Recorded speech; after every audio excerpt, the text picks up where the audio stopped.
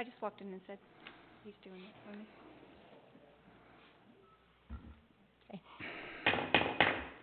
Calling to order Parowan City Council meeting for September 22nd, 2022.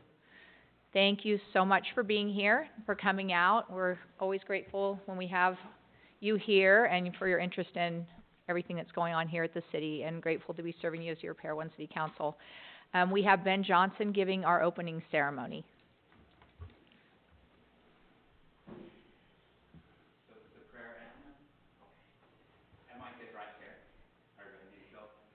And the microphone, if you just push the on button, will come on.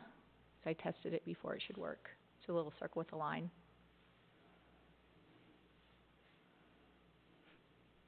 Maybe. Or talk loud. Ben's loud.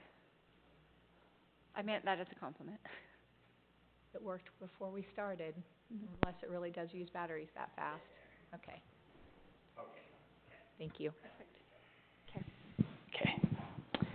Our dear Father in heaven, we are so very thankful for our many blessings, and we're thankful for the opportunity we have to live in this wonderful community, for the camaraderie, for the love that we share, for this beautiful little valley. Father, we pray that as we go through this city council meeting, that we will be led and guided, that we will be mindful of the things that will be in the best interest of our community and the people that live here. We pray for their safety, their security. We pray that they will be successful in the things that they pursue. Father, we are grateful for those that give us public service, for those that invest their time and their efforts into working towards the betterment of our communities. We ask for these blessings and these favors, and we do this in thankfulness, and we say this in the name of Jesus Christ. Amen. Amen. Will you all please arise and follow me in the Pledge of Allegiance? I pledge allegiance to the flag of the United States of America and to the republic for which it stands, one nation under God, indivisible, with liberty and justice for all. Thanks, Ben. I appreciate you. Thank you. Thank you, Ben. Thank you, Ben. Sorry, that's a little loud.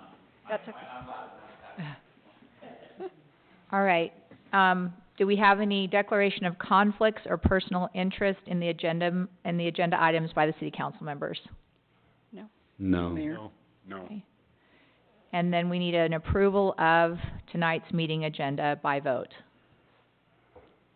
I'll make a motion to approve the council meeting agenda as outlined. I'll second that. All those in favor? Aye. Aye. Okay. Motion carries. All right, moving into public comment. This time's been carved out for you to come up and express your ideas, concerns, and comments on non-agenda items. These comments are limited to 2 minutes per person. Please state your name clearly, but you don't need to state your address, just that you're a resident. All right, this time's yours.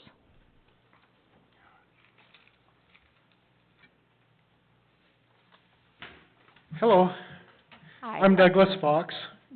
I have now lived in Parowan for enough time that I feel like I'm a resident. Tonight's agenda, first of all, thank you. TRT is something that we need, and I encourage you to further pursue RAP tax too, as well, you know, when that time comes up. Also, as far as the commercial impact fees.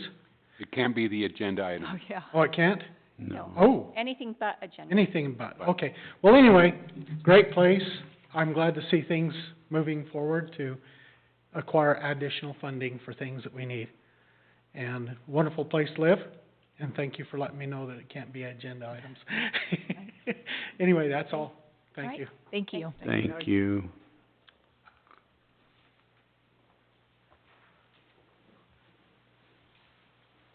Hi, it's me again.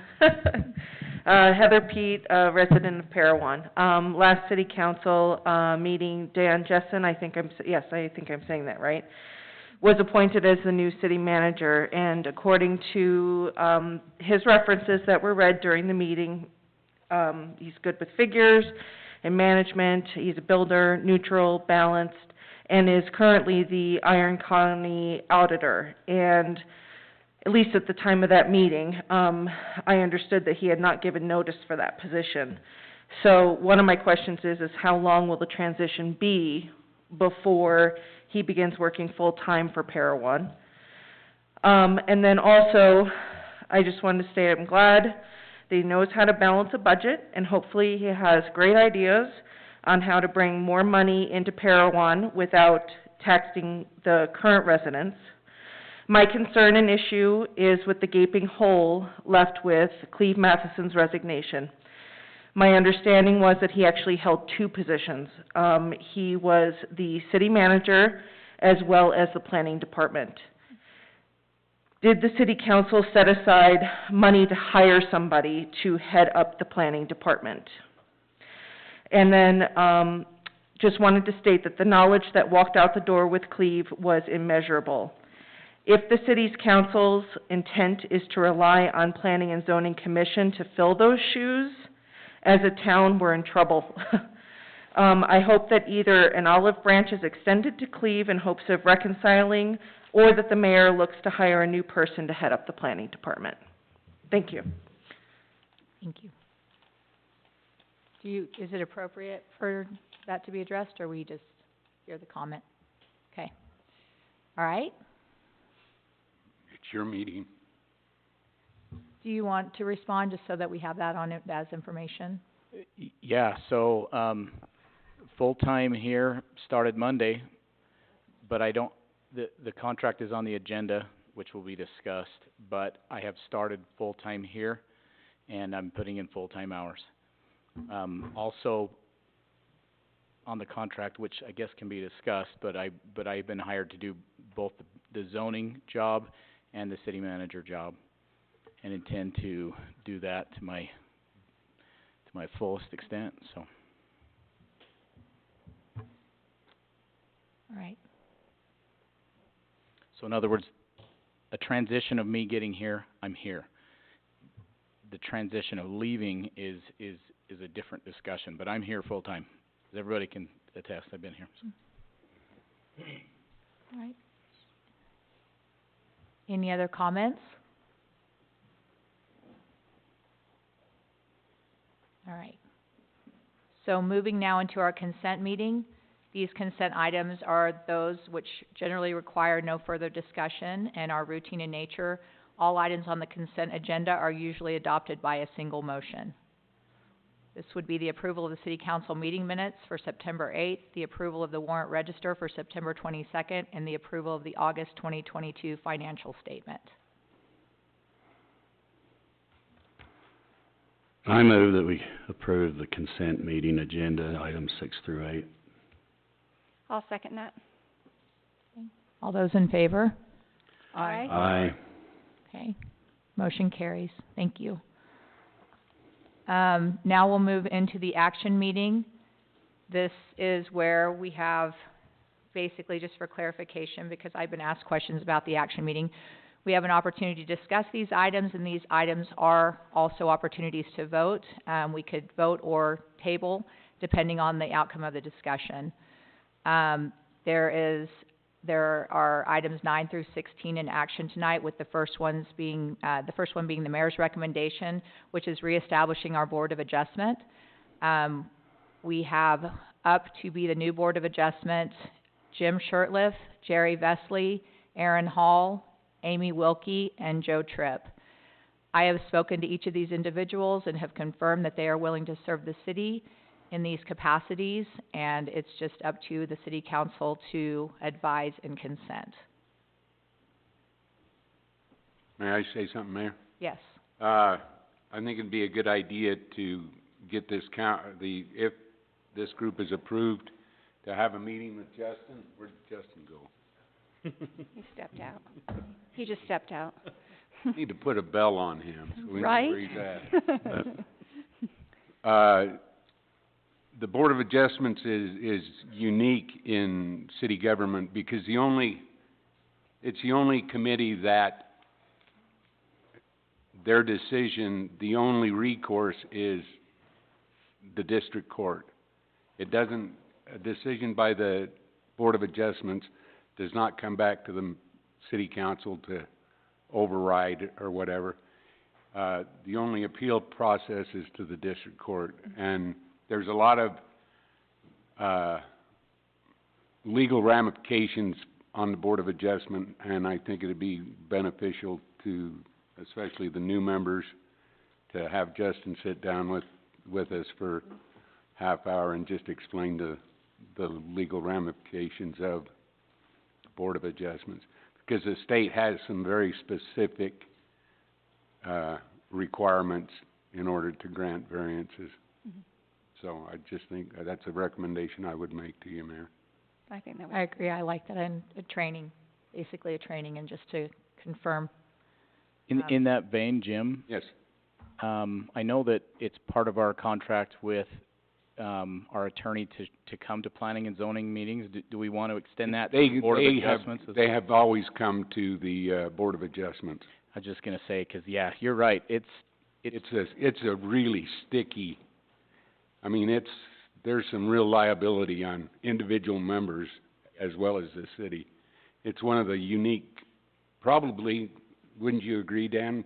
Probably one of the most unique, committees that a city has. they actually have a legislative, quasi-legislative role. Right. And it's not what they're doing full-time, and so you gotta be careful to not have your attorney making all their decisions for them, but definitely need guidance to make sure they don't misstep. Okay, Got a question also. Is there a term limit on that, or is it Yeah. set? What's the term limit, or term? The ordinance has a 5-year term limit, Okay. and, but it's up to the council if they can roll over, and we have had, rollover. And that's why we're doing it, is because they've elapsed. Well, not only that, but, we don't meet that often. I've been on it since Glenn Halderman put me on, so almost 20 years, and I'll bet we haven't met, what do you think, Judy, 15 times in? If that, it's very seldom, but it's such a legal quagmire that, we need to make sure that everybody is up to speed and is very clear on the 5 standards that have to be met in order to grant a variance. Because there was, Dan, you'll remember, there was, the state legislature got involved in passing these, requirements for boards of adjustments, because there was some real good old boy, some pretty, what's a good word, Dan? Favoritism? There was some, Well, it's a landmine, it is, and truly, land use is highly litigated, so. yes. So anyway, didn't mean to take up any time there. no, it's good to discuss it. Judy, It helps just all of us. clarification, is it 4 or 5 years on the board? When I read the ordinance, it said 5 years. Did it? I thought it, But then it wrote, what it's supposed to be is 5-year term, but every year there's a new one brought on. Right. Someone But- rotates out. Like I said, people have just stayed on it because right.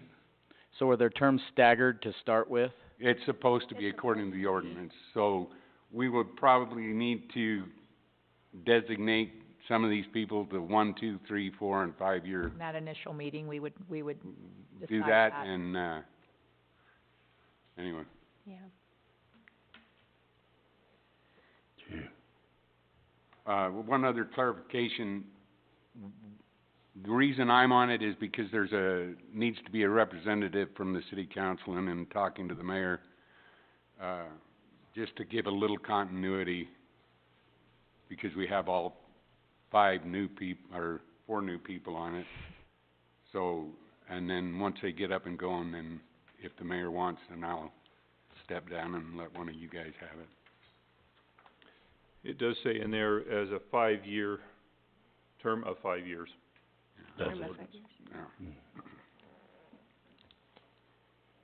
Well, we can It tell does that the, say on the, where, follow-up, sorry, the No. term one member shall expire each year. Each year.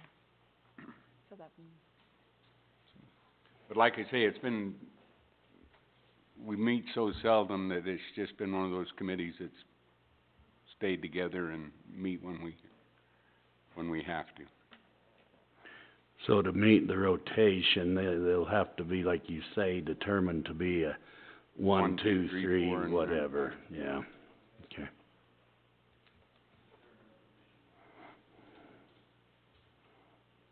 Okay, I would entertain a motion to approve the recommendation for these new members and to reestablish the committee or the Board of Adjustments. I'll make a motion to, reestablish the Board of Adjustment, committee members as outlined. I'll second that. Okay, all those in favor? Aye. Aye. Any opposed? Okay, motion carries.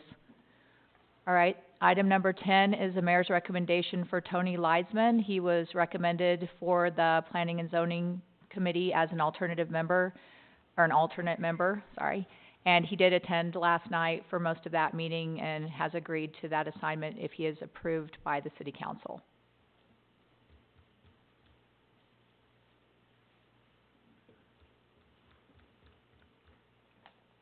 I'll make a motion to approve Tony Leisman as a alternate on the Planning and Zoning Commission. I'll second it. All those in favor? Aye. Aye. Okay, any opposed? Okay, motion carries. Now moving into item number 13, this is an approval of the city manager's, 11. oh, I'm sorry, 11, wow. Of city manager Dan Jessen's contract. The council have all had that, for review, so can open that up for discussion.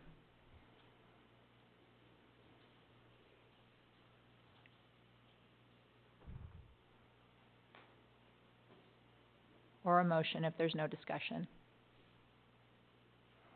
If there's no discussion, I'll make a motion to approve the city manager's contract and Dan Jessen's contract as presented. I'll second that.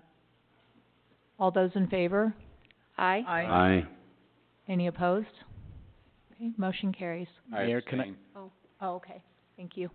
Can I say something? Now we're on that I felt weird addressing public comment, but I do wanna say one thing. Cleve is a friend of mine, and, I don't have anything to say about Cleve. He did a great job. I know that it was sensitive, the nature of him leaving and all that stuff. I'll do my best to serve, pick up the reins where he left, and do all of that. And I just wanted to quote, you're gonna think this is funny. I like to get these good, deep quotes. This one was actually from the movie Independence Day. Harry Connick Jr. said, "Let's kick the tires and light the fires, Big Daddy." So, that's all I wanna say. Thank you. Good deal. Now moving to the number 12, this is the 5-county AmeriCorps seniors, Joni Lyman. And she is here to present this action item, agenda item.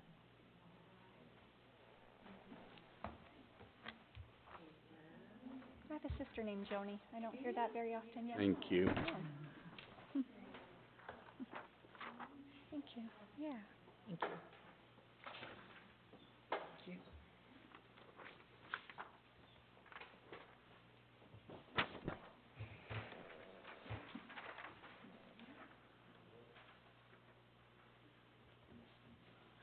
So I'm Joni Lyman with 5 County, with AmeriCorps Seniors.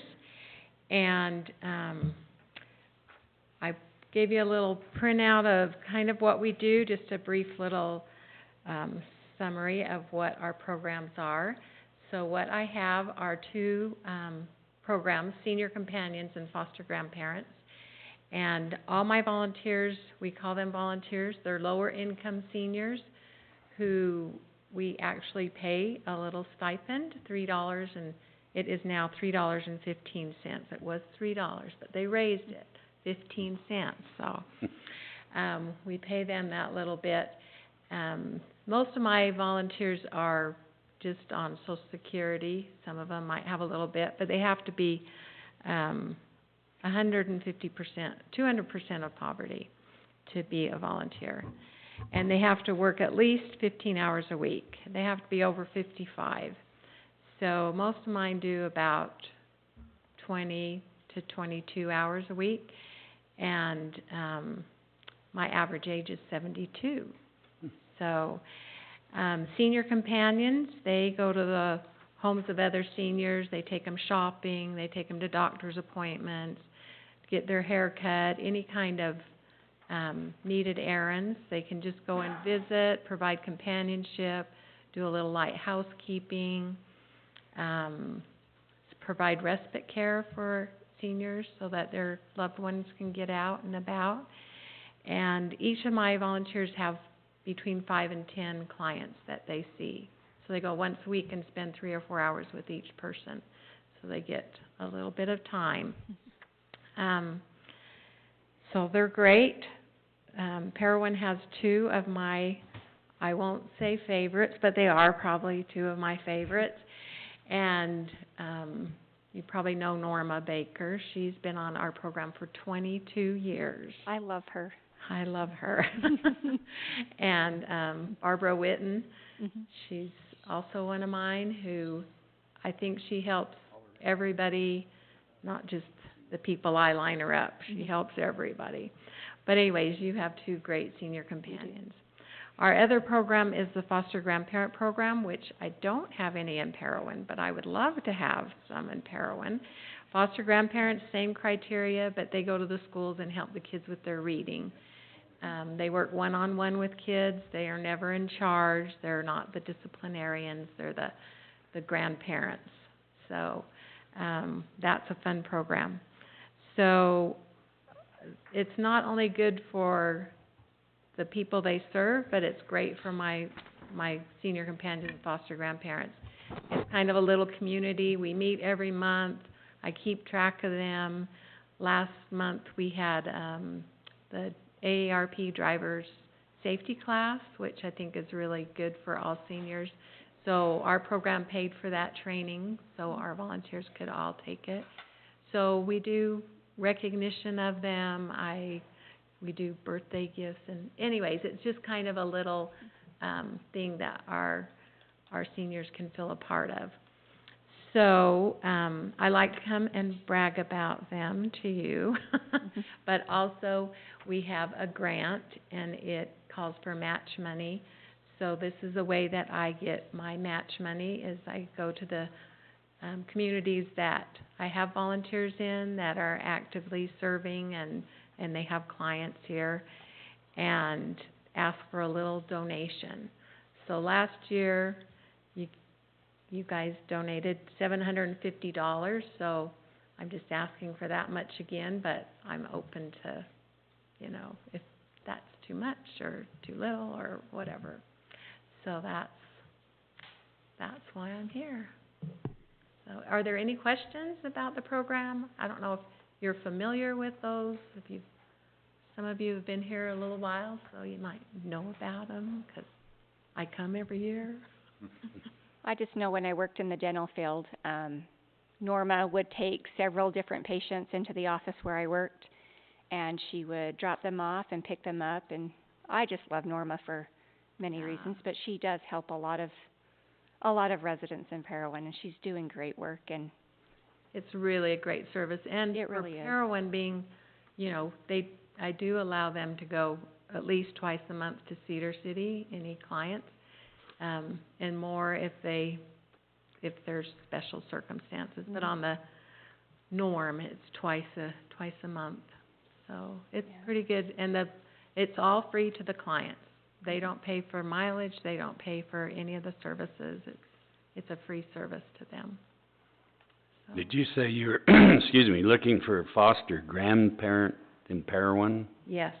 I was just curious. My mother used to do this at the elementary, and it was great for her. Yeah. And the relationship she built with those children, they even after they graduated from high school, they still came to her, and Yeah. recognized her for what she did. It really is. It's a nice way for kids to kind of not be nervous about seniors and, you know, some of them, probably in Parowan not so much, but they don't live near their grandparents. So it's a nice little tie to the senior population for our That was community. years ago. Yeah, it's been around for, Yeah. I think foster grandparents is going on 60 years. Yeah. Senior companions about 55, so. And actually Utah was the first program for foster grandparents. It was up in Utah County, so go Utah. Yeah. We appreciate you and what you do. Yeah, Yeah, you. thank you. thank you. It's a fun program, both of them. So, okay, I'll leave you with that, or, So we donated last year, is this in the budget or what? Yes, yes. Okay, And unlike some requests we get, this is government to government, right. so we can, in fact, give them money. We have, so that, Right, right, okay. okay, all right. I move that we, approve the $750 to the AmeriCorps Seniors Program for senior companions and foster grandparents. I'll second it. All those in favor? Aye. Aye, All right, motion carries. Thank you. Thank you very much. thank you. Okay. The next action item is number 13, which is memorandum of understanding with Iron County School District regarding lighting the P Hill. And we have Ben Johnson here from the Iron County School Board, to present to us.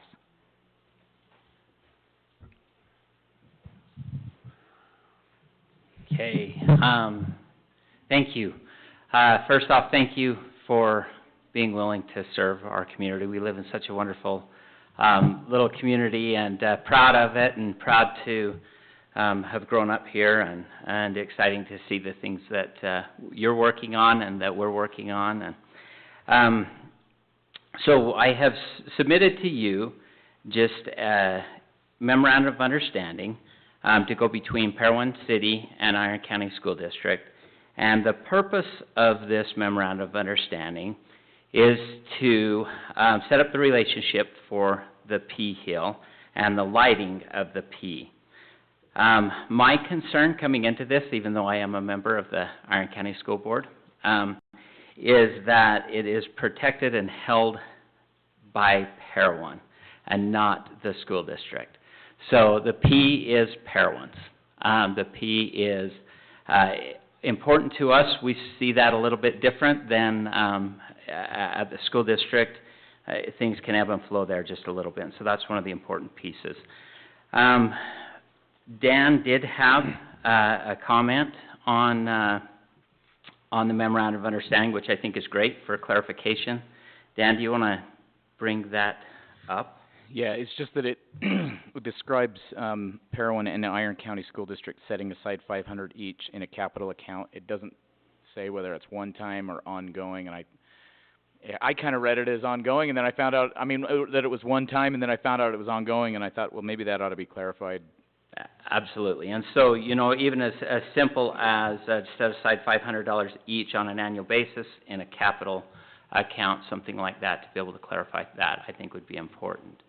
The goal here is to hold the school district accountable as well, so that they continue to put money forward on this, so that as maintenance comes up, and just where we're at with a couple of things, we did reach out to Rocky Mountain Power to see about possibly getting a permanent power source up there. The BLM, we've talked to them about temporary power sources, and temporary is a key word, to come up with a power source that is workable, as I've visited with Greg Evans from Marshall Evans Electric.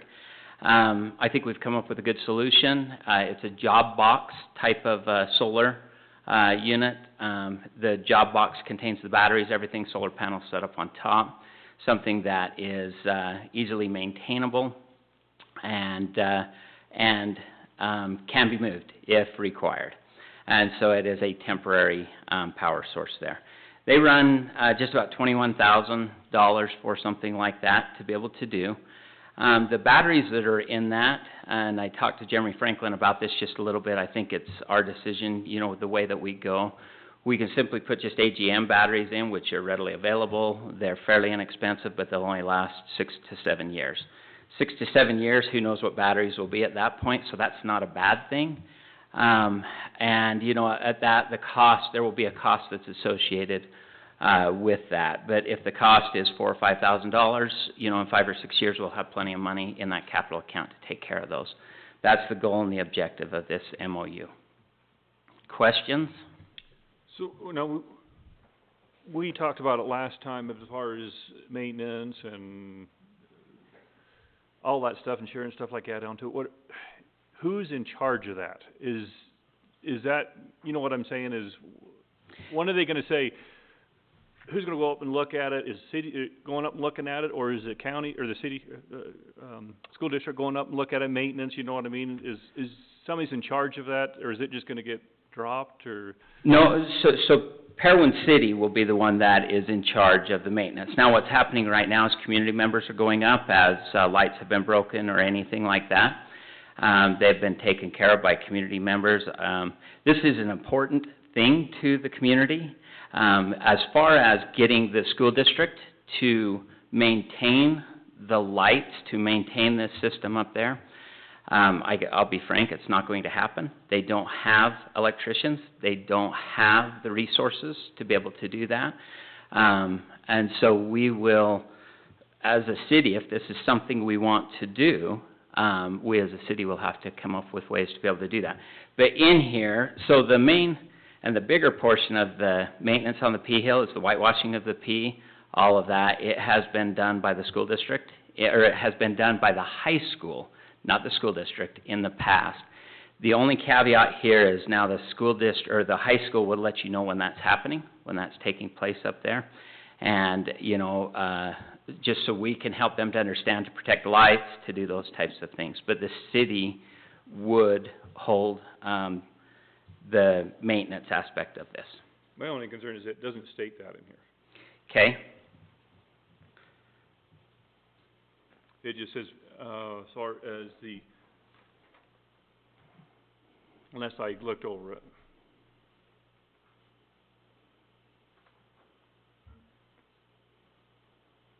Partnership. It just In the says funding paragraph, it says that the city will hold a capital account needed for maintenance. Yeah, that's So all. it could kind of be implied, but you're right, it doesn't explicitly. That's So where it says, maintenance on the easement can take place as needed by either Parowan City, Iron County School District, or volunteers associated with the previous mentioned entities. See, and then that's where I'm saying, it almost seems like it getting dropped. So it doesn't put Iron County in front of it, or doesn't, the school district doesn't put us in, so it comes back to say, well, we don't have to do it because we didn't, it's not in here, you know. You'd be arguing back and forth who, I can who's see gonna future take doing, care of yeah, it. I can see Yeah. future having problems with it.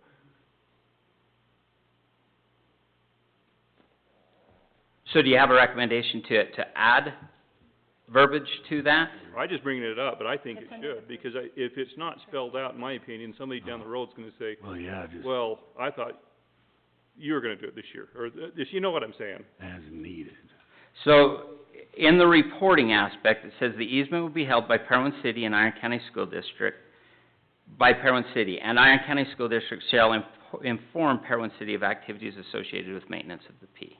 So, associated with maintenance, yeah, they'll inform us, basically, that's just meaning if they're going to do maintenance, they'll inform Parowan City of, Mhm. is that my understanding? Yeah, that's correct. It doesn't say Parowan's gonna take care of it, you know what I'm saying? So I think he It's just not wants saying a who's straight, ultimately responsible. right, Yeah. he just wants a straight, that Parowan City is responsible for maintenance, however, Iron County School District, when the high school kids go up, will inform Parowan City of such activities. So would you recommend that in the purpose of the MOU, that just after that, that Parowan City, will be responsible for maintenance of the P?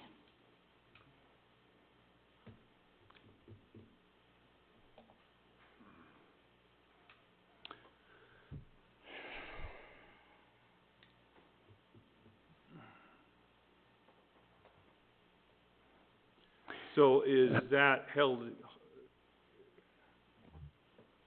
I'm just thinking, now, we talked about, refresh my memory, how we talked about the insurance. How is that held on that, say if we get damaged or vandalism? Does that come underneath us? Parowan City. So, 'Cause we as, talked about it last time, I don't remember. I can't yeah, remember. it would fall under Parowan City. Now, having said that, so if the Iron County School District students are up there working on, somebody's injured, something happens like that, they're covered under. Well, I'm just thinking, you know, you've got those batteries and stuff like that, you know. Panels. I noticed they got stolen from some of the sheriff's office and stuff like that, or their road signs and stuff like that. So that's what I'm a little nervous about, you go up there vandalism, where does that fall under? And that would be that capital account, that's dollars that are set aside there, but it ultimately falls back to Parowan City. For If we insurance, want the yeah. P lit. Okay, so you say this MOU, you have a participating, contribution of $500 from the city and from the And from the school district. school district, okay. Then Parowan City becomes responsible for the maintenance. Should be some concessions there because of the cost of the maintenance if it falls back on Parowan City. So if this goes awry, and we do not want to, the P will get lit for graduation, and that's when the P will get lit. That's the school district's, that's the way it's always been. That's, about as much leverage as we can pull. Here's the problem that we run into, and I do this with the school district all the time. If they have gravel parking lots there, I ask, show me a gravel parking lot at Canyon View or at Cedar High School. That's similar to our gravel parking lot here at Parowan. And they can't, so fix the gravel parking lot at Parowan. The flip could be said, well, is the Iron County School District going to light the C? Is Iron County School District going to light the CV? No. So if we want the P lit on a nightly basis, it's going to become the city who lights that. If we want the P Hill lit for commencement, I think we can work with the school district to make sure funding's in place to do temporary power for the for graduation and to ensure that those lights are taken care of for graduation. So the decision really becomes, how often do we want the P lit? Does Cedar contribute to the maintenance of the C or the CV? Yes, and so even with Parowan, even with the whitewashing of the P, Iron County School District contributes to that whitewashing of the P. No, I understand that. I'm talking about Cedar City. The Cedar City. Yeah, they're asking us as Parowan City to maintain the P. Does Cedar City maintain the C or the CV? They don't. Do you know, I haven't driven through Cedar for a little bit, but I don't think the C's lit. No. Okay. But what I'm saying is, do you see what I'm saying? I don't. The Parowan City is contributing to the lighting of the P. Okay. Cedar City does not contribute to the maintenance of the C or the CV. And we are not contributing any more to the maintenance of the P. Parowan City is not. Right now, but what you're asking for is for the city to assume the liability and the maintenance of the C, of the P. No, incorrect. I'm asking for us for the city, to take part in, and take responsibility for the maintenance of the lighting of the P. The only thing I've got a problem is in the wording, I was I wish Justin was here, is that sending the city out for more liability? You know what I mean? We're stretching a little bit more if something happens up there. I'm just saying, this is far-fetched, so I'm throwing it out. You know what I'm saying? If we get some of their arc, something catches fire, burns something down, are we held liable for that? Under that way of wording, that is meaning that we are held liable for that. Not Iron County. Okay, so you're talking different than liability. Well, the yes, maintenance, but I'm also, taking care of the maintenance. Well, you're talking about just liability of the... Well, I'm talking about maintenance and stuff like that. If something goes wrong, we have to take care of it. So if something breaks, if a light goes dead or whatever, then Parowan City has to take care of that. Correct. Yes. But Iron County School District is putting dollars into that account every year to help. And then $500 into the account, right? The same as Parowan. Be $1,000 a year. Yeah. between the two of us. Yes. The only thing, and I've talked to Jeremy a little bit about it, they're not up on this lower voltage and stuff. That, he is concerned with that is, they're not qualified. We'd probably have to get somebody to go up there and look at it, like hire somebody. So then we would have to hire somebody. Is that considered in the 500? I guess we'd pull it out of that if we... Yeah, it would get pulled out.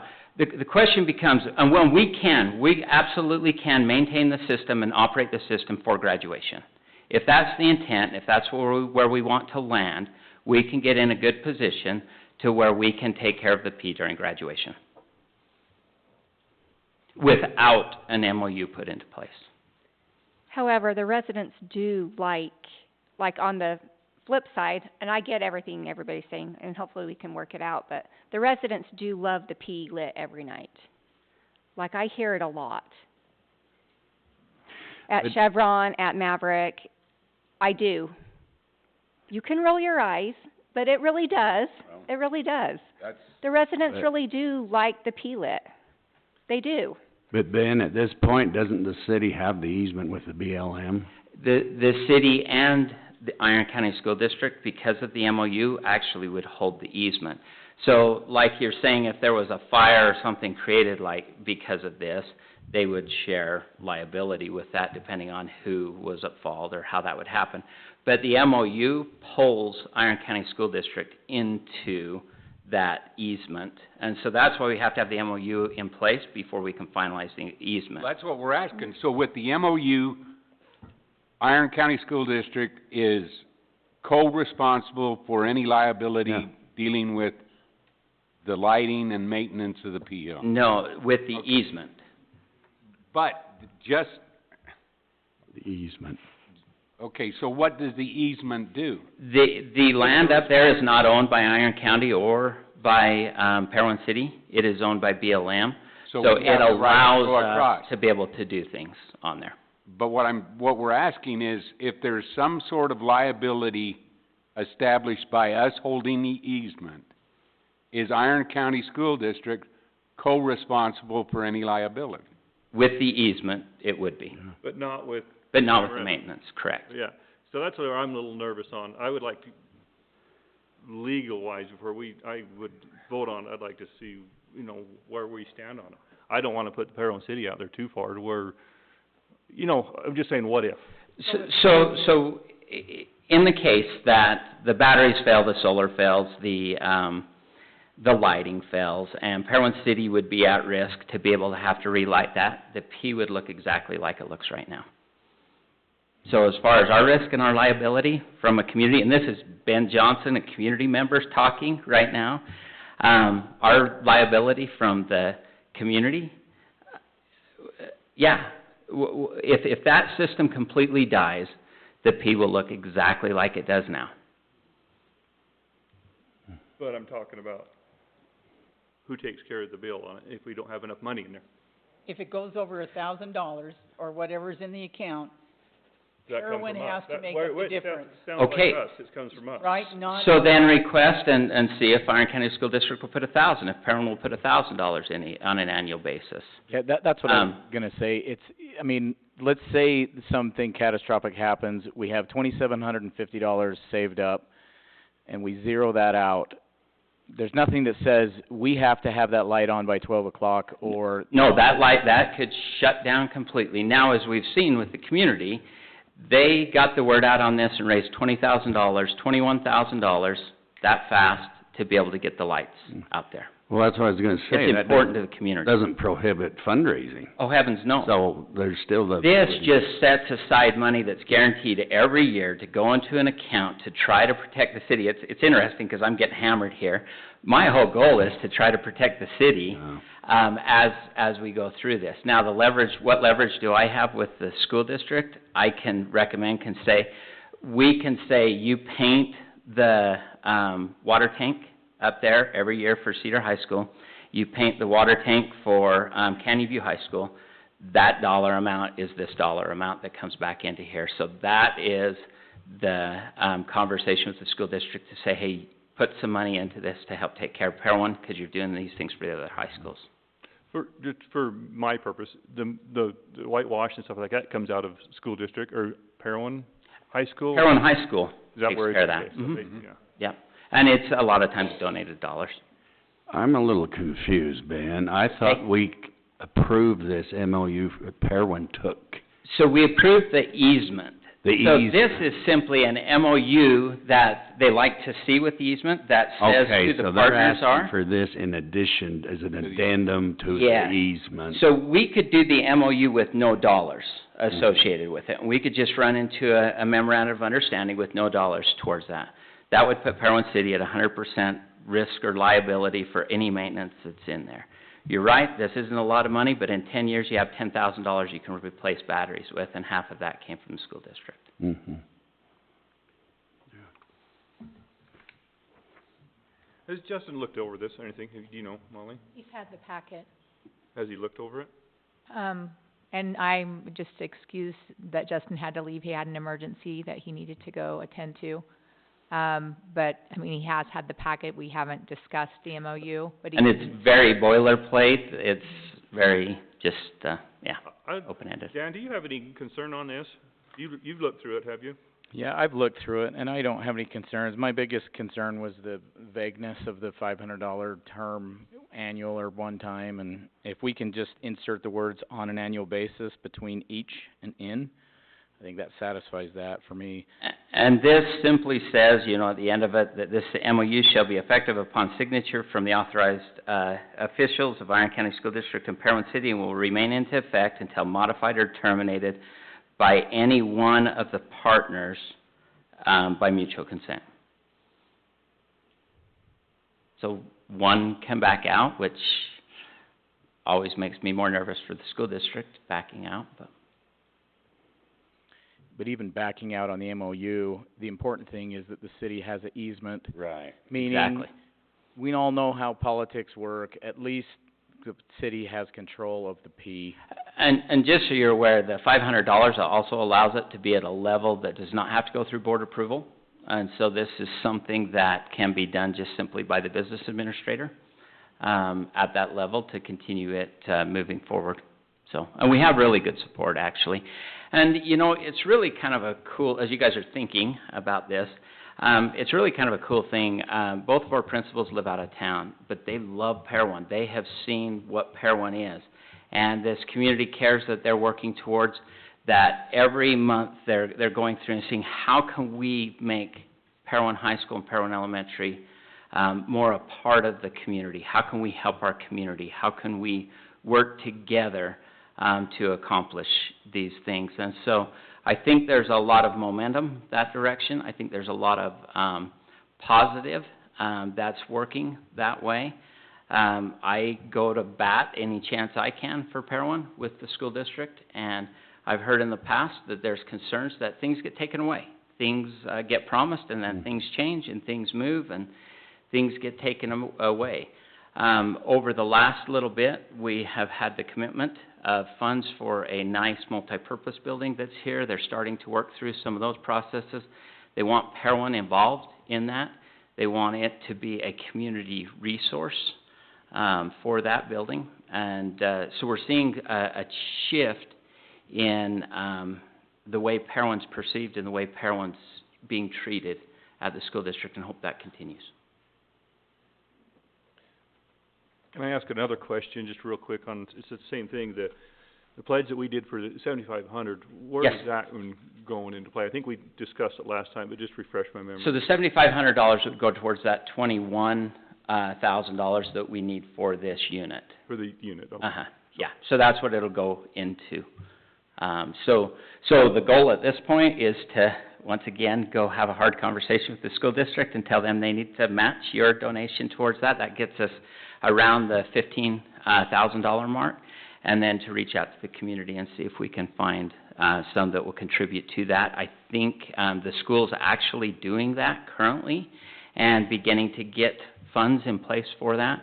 So I think if we can get the MOU through, I think if we can get the easement signed, I think we can make this thing happen. Isn't there some monies there that the schools has raised? So they've raised money and have put it into the lighting at this point. We still have a little bit left over, but yes, exactly. And they're continuing to raise. It's really interesting because every time that P gets lit, they get more dollars that come in. Mm. And so people see it and say, why is it getting shut off? Why is it, and, you know, people have said it's 'cause the city doesn't want to do that. I've been really clear, the city's partnering with this. It's a process working forward. And, you know, it will be a positive thing if we can get it to work. Well, I think it's important to Parowan, and that's why we have the easement in Parowan's name, so that we don't have a question in the future that the school district or whatever, it's going to be in Parowan's control. Correct. So where we have the control over it, we're gonna have to take the responsibility. Yeah, and these dollars will come into an account that Parowan will always have control over too. And so it will not go back to where you have to request dollars from the school district. So what's your feeling? Will the school district match our 7,500? That's one that'll have to go through the school board, and, I will fight as hard as I can fight. Because we've done our part. Absolutely. Mhm. We've been there. Yep. It's time them, And if I need to go to that school board meeting when that's on the agenda, if you would text me, Yeah. I would gladly be there. No, absolutely. And the principals have been really good too, and the community has been really good, and actually have even had some business people that said that I'm confident that we can get to the $21,000 mark to make it work.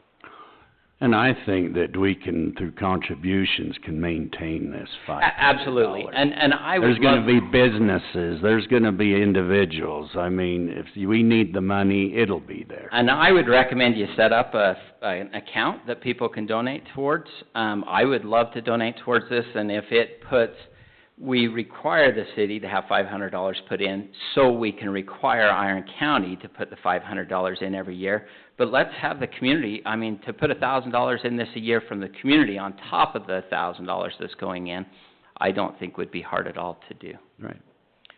So I'm not sure who, 'cause I don't have it in my phone, the contact, but somebody asked, texted me, if the MOU is canceled, what happens to the money in the account? Who owns those funds? It's Parowan's. So, yeah, and my knee-jerk joke is possession is 9/10 of the law. I would say that it's legally restricted for the purposes of this, meaning these funds would actually be restricted on our books, for the purposes of maintaining, and what is legally doing that? This agreement is legally restricting those funds for the purposes of maintenance on that. So we couldn't just say, yep, they're ours, and throw it in the general fund and go buy a new fire truck, because we all know how cheap those are. Yes. But yeah, I think that would answer that. And having that easement's gotta have some bearing on this, Yeah. so. I think we should do it. Let me ask you on that, is just wording on the liability wise, that's where my little is question on there. I wish Justin was here to, you under time frame on this? Does it need to be done No. tonight?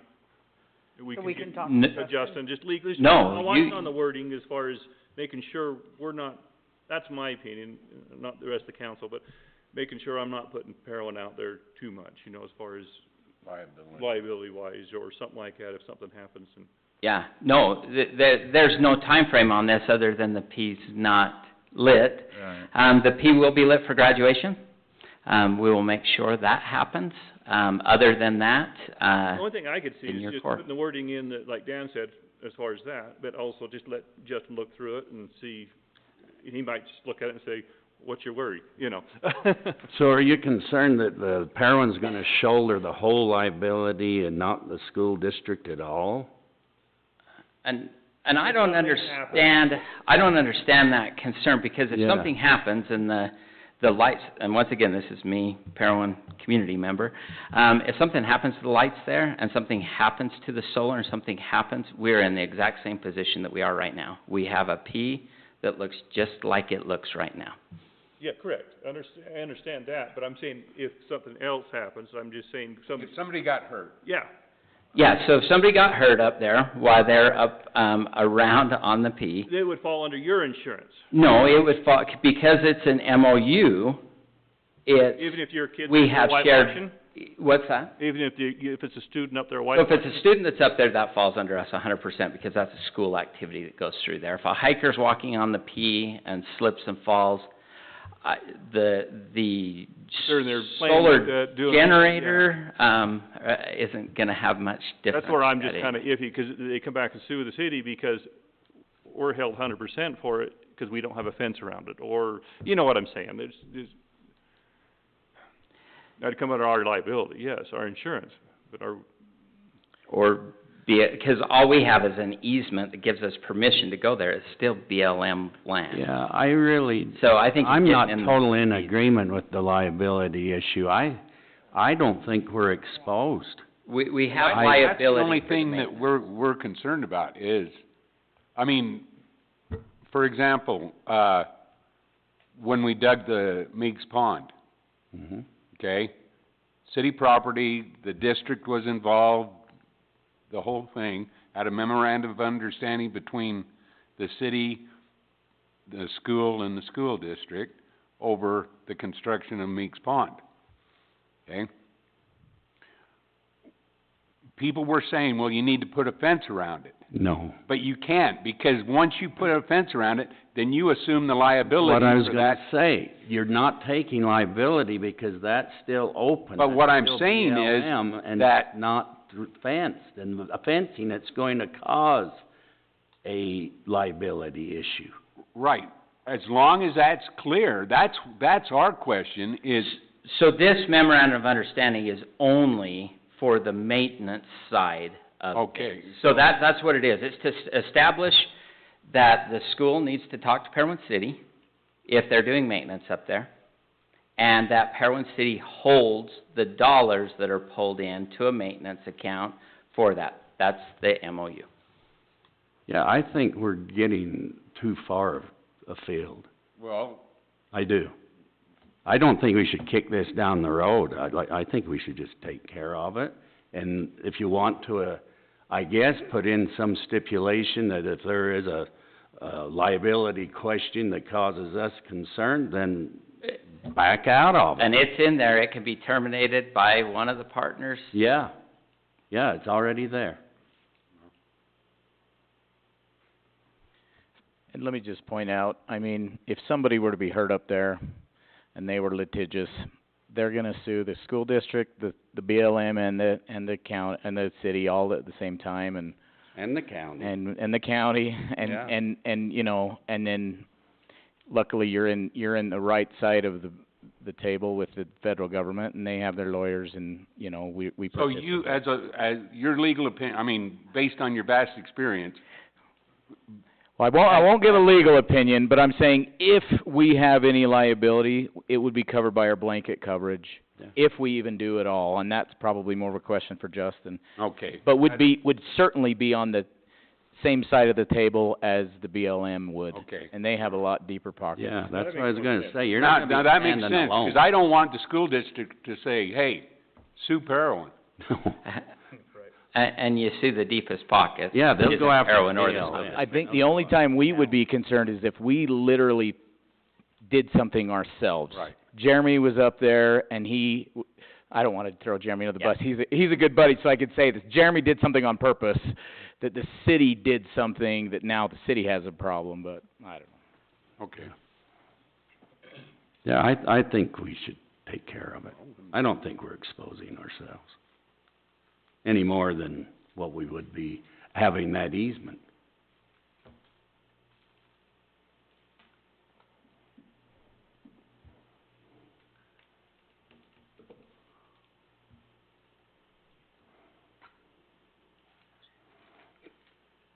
So I'll make a motion that we approve the memorandum of understanding regarding the lighting of the P Hill with the Orange County School District. With the addition of the Right. With the Remember Annual that- basis. With, well, where we're saying that it's on an the $500. okay, with the stipulation that the $500 is an annual Annual contribution. contribution by both the school district and the city.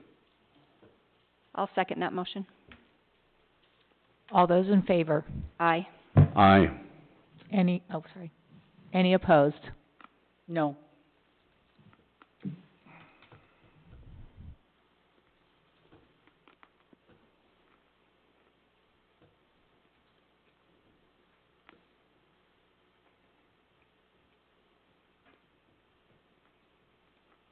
I'd like Justin to look at it before, so I'll say no, but then, Well, that's what I want, is Justin to look at it first.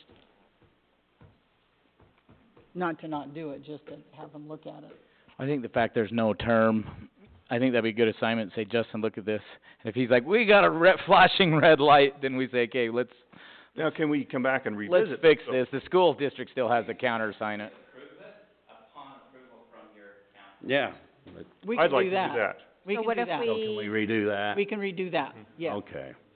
redo your motion, We need to We- amend the motion. amend. Okay, we'd like to amend the motion to read that we approve the memorandum of understanding with the Orange County School District regarding the lighting of the P with the, what was that You're just amending it for, Justin to look over it. okay, so I don't have to do the $500, okay.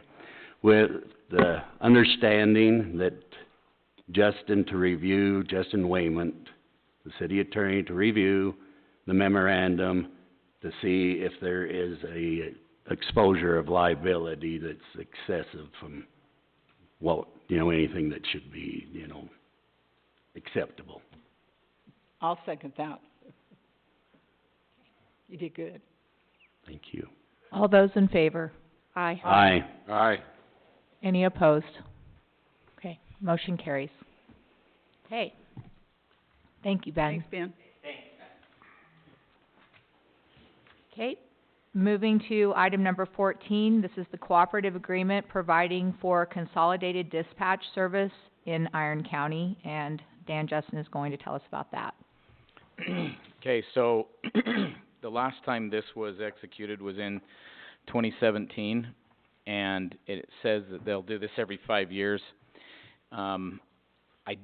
We can't answer the question, at least I can't answer the question whether Justin has reviewed it or not, but I did compare the old agreement to the new agreement, and they've kind of adjusted some things, tweaked some things. I couldn't see that anything really significant had changed.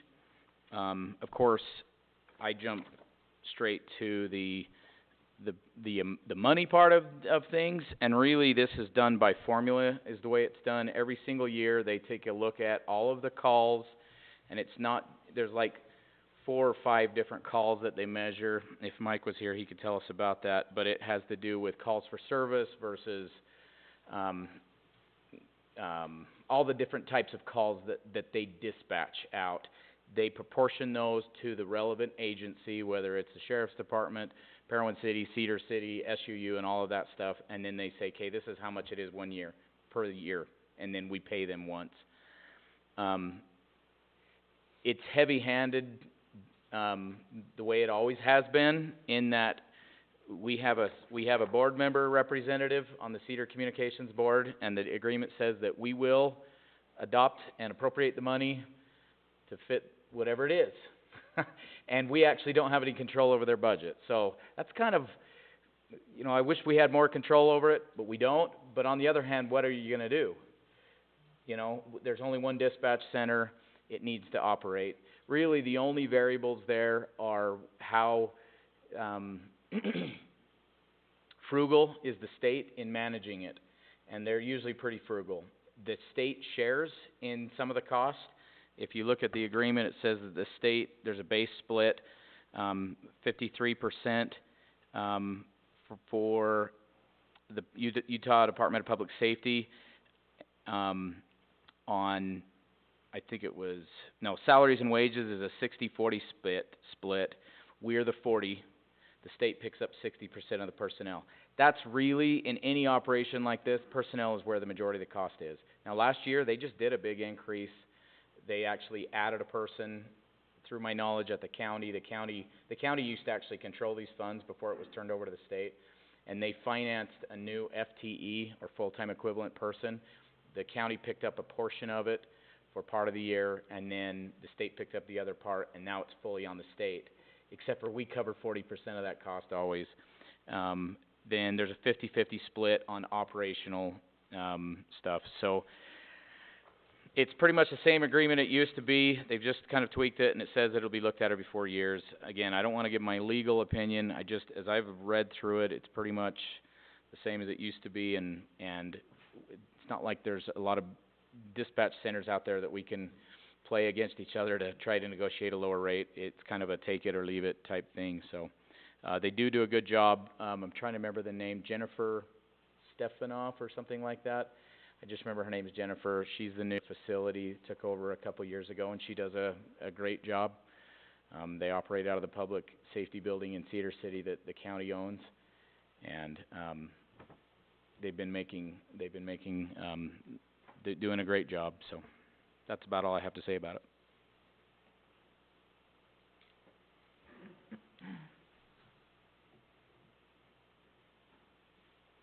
I'll make a motion that we approve the cooperative agreement providing for consolidated dispatch services in Iron County. I'll second that motion. All those in favor? Can I just ask a question? Sure. There's just no way that can be negotiated. Nope. No. None. It Okay. says that the board shall, I mean, the cost, you know, is what. no, I it's, tried it with the IRS, David, it doesn't work. yep. I wish. I think, I like it negotiated, but, I think it just states in there, it said they will set the fee, and then if you don't pay it, you don't, You don't use. and the Then board you will don't get adopt the it, yeah. Yeah. Service. Our only option is to say we won't sign this and then we have no dispatch service. yeah. Okay. And you get Rochelle on the phone Huh, trying to get stuff through Facebook or something. I don't know how you do that. that is not gonna Well, work. I can run oh, no, I can't. I was gonna say, Self-service? I could run the phone service. You're gonna be tied up with the foster parent thing.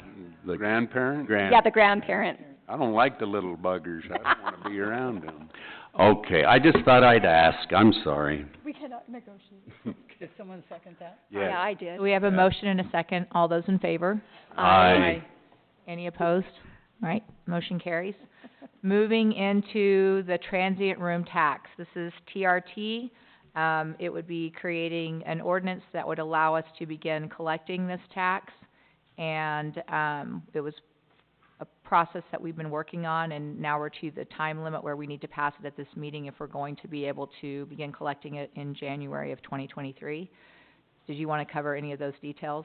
Yeah, so I haven't been involved with this, but Rochelle asked me if I would assist, and I have a good relationship with Jim Clayton at the State Tax Commission. I called Jim and he said, yeah, you gotta get this done by October 1st, otherwise, the way it's written in state code is we give them 90 days of a notice to the State Tax Commission, and then they implement it at the first day of the new quarter.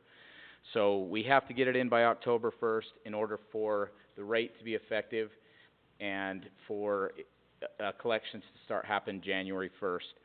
So I found an ordinance. I felt bad. Justin's not here for me to apologize to him. The very first email I ever sent to him in this duty was, hey, rush order.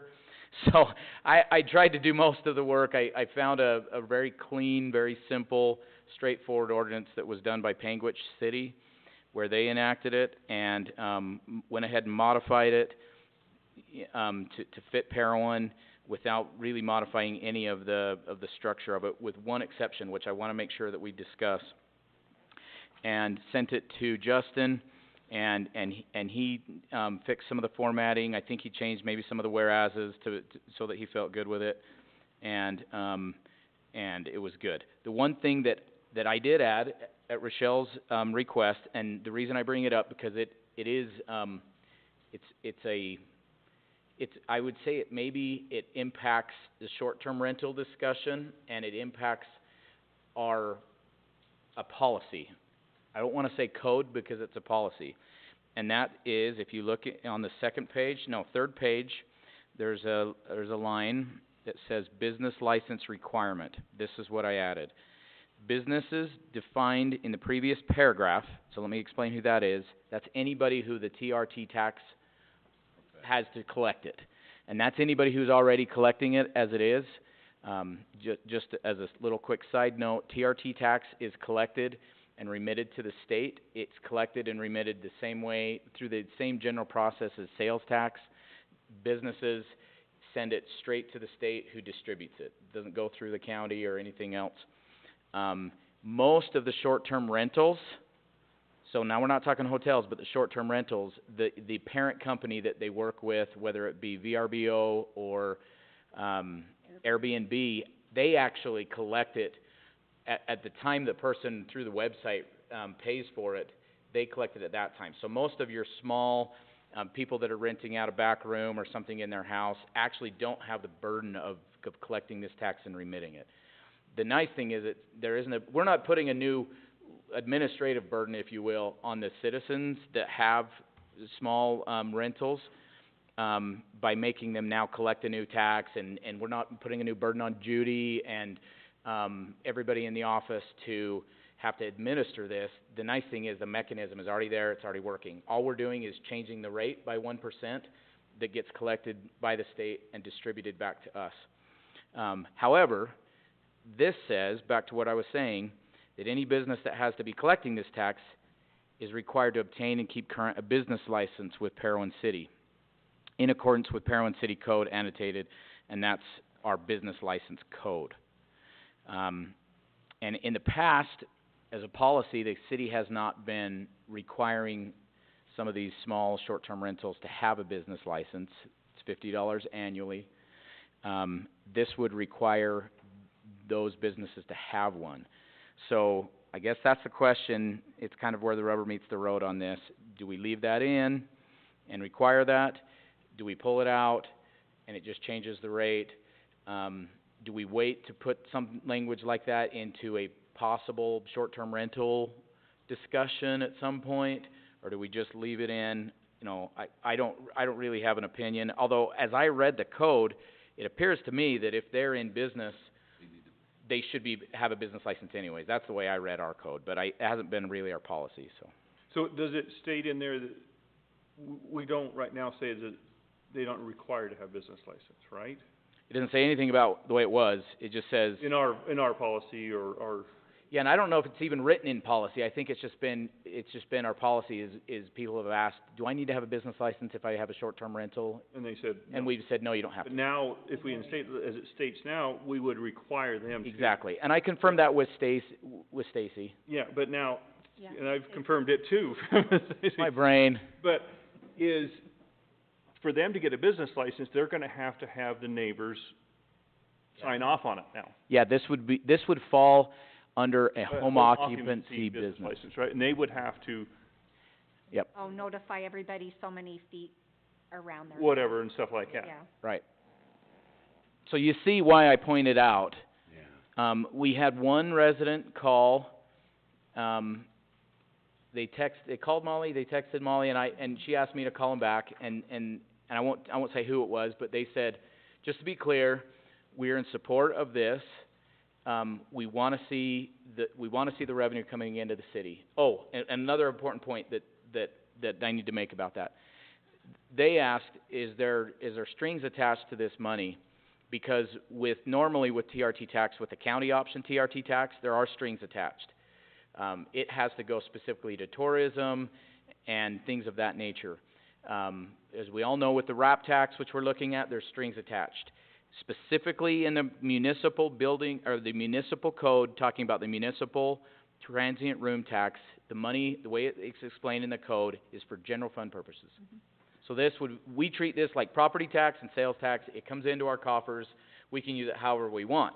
Now, the person that called said, we have 2 street lights out near our house, and we really want to see this money go to that. And there's a crack that a small child could fall through in the road, and anyways. And I asked them, I said, are you going to come here and comment? And they said they probably wouldn't, but there's nothing to say that the city couldn't say, hey, when we see really how much money this generates, and I haven't had time to estimate that, you know, we want to set that aside, or, you know, it's like setting aside some sales tax or some property tax. There's nothing that would prevent you from doing that, but there's nothing that says that you would need to. And I generally like to have things like this just go into the general fund and prioritize things the way they need to be, unless it's a specific donation from somebody and you want to really make sure it goes to the right place. But so that's really what this is. So did you take a look at Cedars, out of curiosity? I did not. Okay. Question, this is just me, I'm just bringing it up to everybody's take on it, because we really haven't discussed this or anything on it. This tax is generated by people coming to visit us. And in their ordinance, or in their TRT, it states basically, they have it earmarked. Is this Cedar City? Yes, it's Cedar City.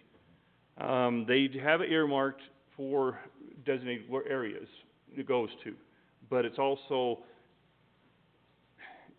you know, I mean, the way it states in there is basically that the mayor, with their budget, and comes to city council, they can allocate it a certain amount for whatever not. So it just doesn't go to fix a pothole, or a street light, or, you know, something general onto it. To me, like in theirs, it goes back to, you can allocate it where you want, but it goes back to certain 3 or 4 different things. One is, it goes back to help support the, let's say, if we wanted to light the ball fields, we're create more people coming here so they can sell or buy, you know, sales tax and stuff, they buy stuff. I've got it here, you can take a look at it, but it's, you know, they're, community improvements, which basically they can go do for the events or whatever to help support. It doesn't have to say what it goes to, but also events, the sports events, the marketing, recruitment, so it go out and get more people to come here, because that's what the tax does, is we want more people to come here to spend money. But then it goes into, establish a reserve fund not to exceed $50,000. So it has basically, you can fill up a separate account, so it goes up to $50,000, but it's at the discretion of the mayor and the council. I don't know if, I'd like to have it earmarked for something. And I think you told me, Rochelle, that we can decide to do that by January. Isn't that? Absolutely. So that does not, and you can correct me if I'm wrong on this, but by passing this, you can still amend it, and then we could talk about how to earmark it, or what we want to earmark certain funds for, so we know exactly what it's going towards every year. Yeah, see, when they did it, it wasn't, it's still pretty general. Right, and we could But do. it still gives, you know, I mean, so we can have a slush fund in there, or keep it to bigger. Right, But I get also, where you're coming from. You know, it goes to, because that's, you know, if they're paying taxes to come stay here to a ball game or something like that, we're gonna go fix that pothole over here, or street light, but maybe should we kick some of it back into there, help support those that. No, I or- agree. No, or I agree, whatever not. totally. That's kind of where I'm thinking. Yeah. If I may, and now this is like Dan's opinion, so take it for this. You know, there is a whole pool discussion, right, that we're trying to figure out, depending on if it happens, and if it does happen, how big is it, and where's it gonna get funded from? I mean, and that is related to people, I mean, it's recreation, but it's also summer games, it's people coming, and you know what I'm saying? I mean, that's not outside of the nexus of this, what we're talking about too. And I think it would fall under the same criteria. We could say, we could put 20,000 this year Yeah, into X it. amount of dollars here, X amount of dollars here. I mean, if in a year from now, we're trying to figure out where to come up with money, and, you know, I'm just saying that, that's just No, I that's just an understand idea. that. I just No, think I it, understand And because- by, go ahead. and by January, we might have an idea how much it is, and where we could put it in different places possibly.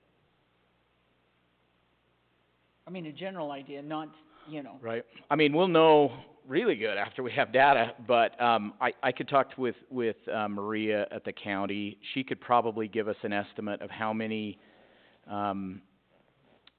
short-term rentals we have, and we could do some rough guessing. Is this a new ordinance? Yes, this We have to have a this is- public hearing. No? no, No, so specifically in the code, the only notice that you have to give is to the state tax commission.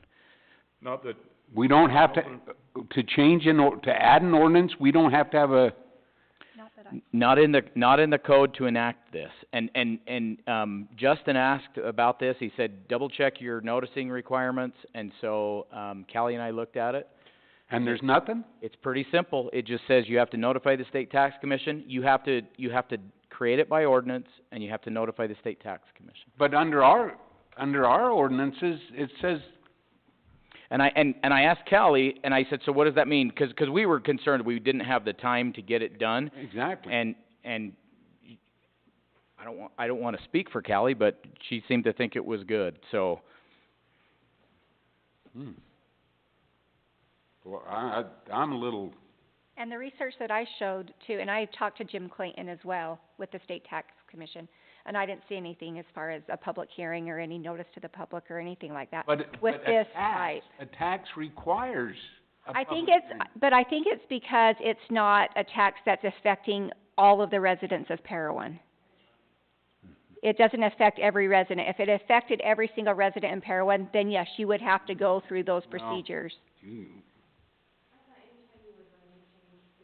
Code, it has to have a public hearing. I know land use does. I can see him shaking his head out there, but I don't know if an ordinance like this does. Not that I could find it either, but And that, I'm just- I know, so again, I don't wanna put words into Callie's mouth or Justin's mouth, but this discussion was had, and we came to the determination that we were good to put it on, as long as I had it to Callie by the end of that day, and things like that, so.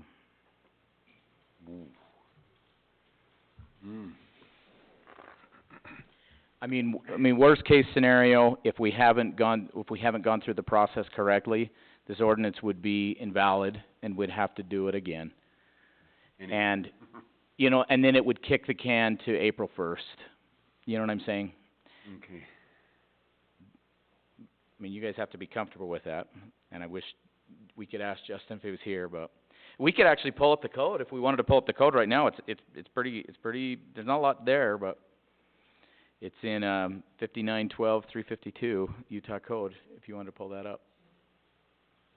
What does ours say? Yeah, what does ours say? That's what I'm, Yeah, I don't know. I was counting on our own expertise internally for that, so. 5912-352. And, I mean, and I think you're right, I think you nailed it on the head, is what does our code say, because this code just says that we pass it by ordinance and notice the state. Now, that's what we're gonna look at. Okay, that's my concern, because it says the city passes an ordinance and then sends that to the 59. state. But it doesn't say the state 12, yeah. doesn't require an ordinance. And our, Notice well, requirement. in here it says here, a statement of effective date of the ordinance or a date when the ordinance shall become effective after publication and posting as required by state law. Do we fall back on the state law? Is that what we're doing as far as? And this is, Sorry, I'm distracted as I'm watching. isn't it 301 there, where it Yeah, says 301. notice requirements? Yeah, 352 talks about the limitations of some other stuff, so. So here we are, county legislative, go down, actually, we may have a problem there. Go back, Judy, if you will. Go back one more, because there's transient room tax, and then there is a municipal option. Yeah, 3A, yeah.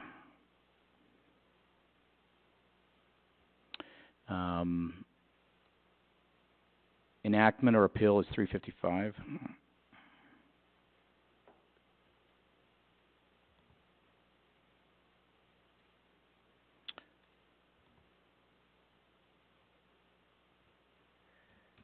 So there's where it says, after a 90-day period beginning on the date the commission receives notice,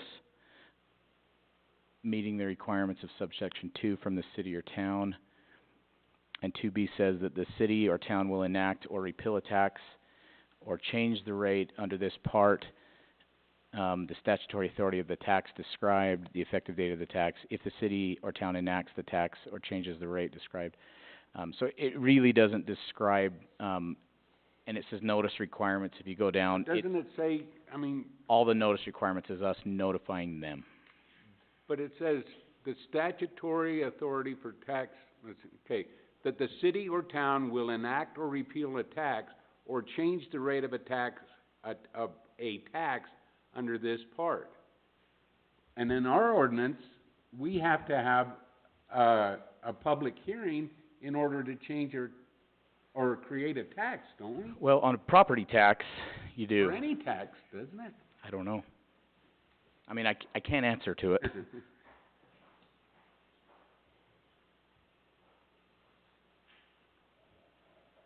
We had to have a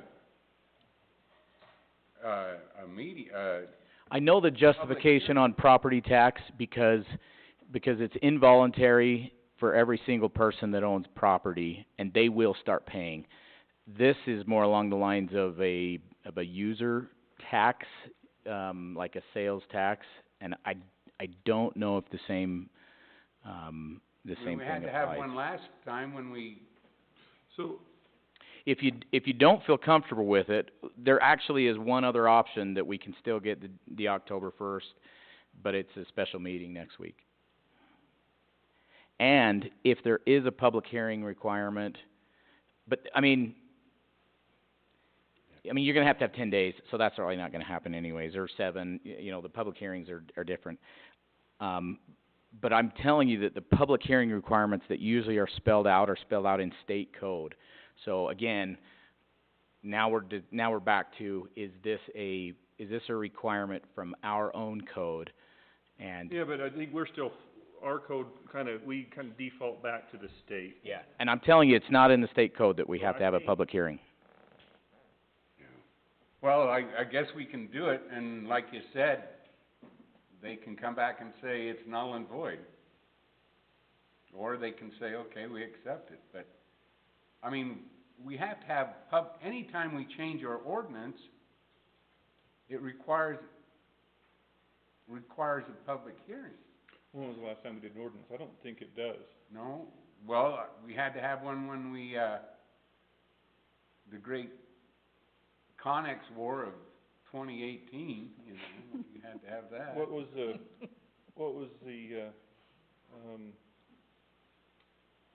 cemetery? Was that an Yeah, ordinance? I think- Was that a, Yeah, that was, well, but that we was, didn't have public input on that, did we? yeah, Did we on that one? Public hearing on that?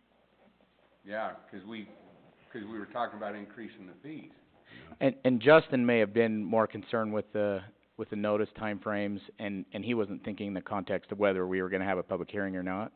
It's possible.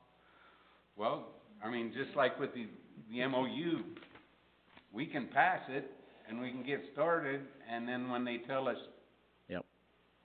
We screwed up, we didn't do this. Rochelle messed up again, We don't, I know. it's not like we're gonna notice Jim tomorrow and say, okay, it's done, and we've started this thing. We won't notice him until October 1st.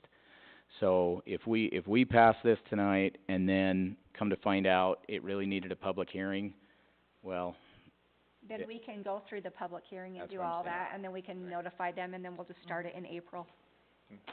okay, We could do it that way if Yeah. that's what it comes to. okay, I'm good with that. Geez, don't make this another failure in my book. Well, I'm I'll kidding, teach no, you but how they're- to deal with failure. I got lots of them. But no, those are all great questions. I mean, I don't know. I'm a newbie at all this too. I'm just learning as I'm going too. No, motion, Rochelle.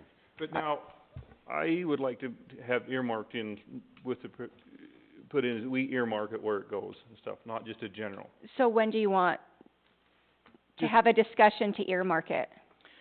do you wanna earmark it in the ordinance? I mean, However, Because that can be done as part of the budget process. that's what I was Yeah. gonna say, they'd go in the as agenda, long they as need we to word it in there earmark that we it. come down, it's just not general to go streetlights or whatever not, But you you know. Right. could earmark it in the budget discussion. You know what I'm saying? Well,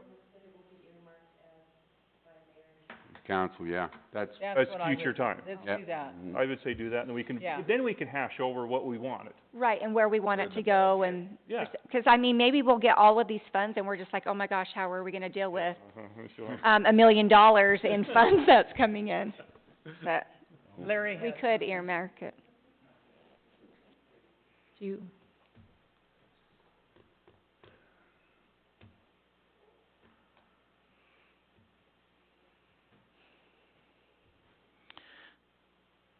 So Larry has found, and this is from luau.utah.gov,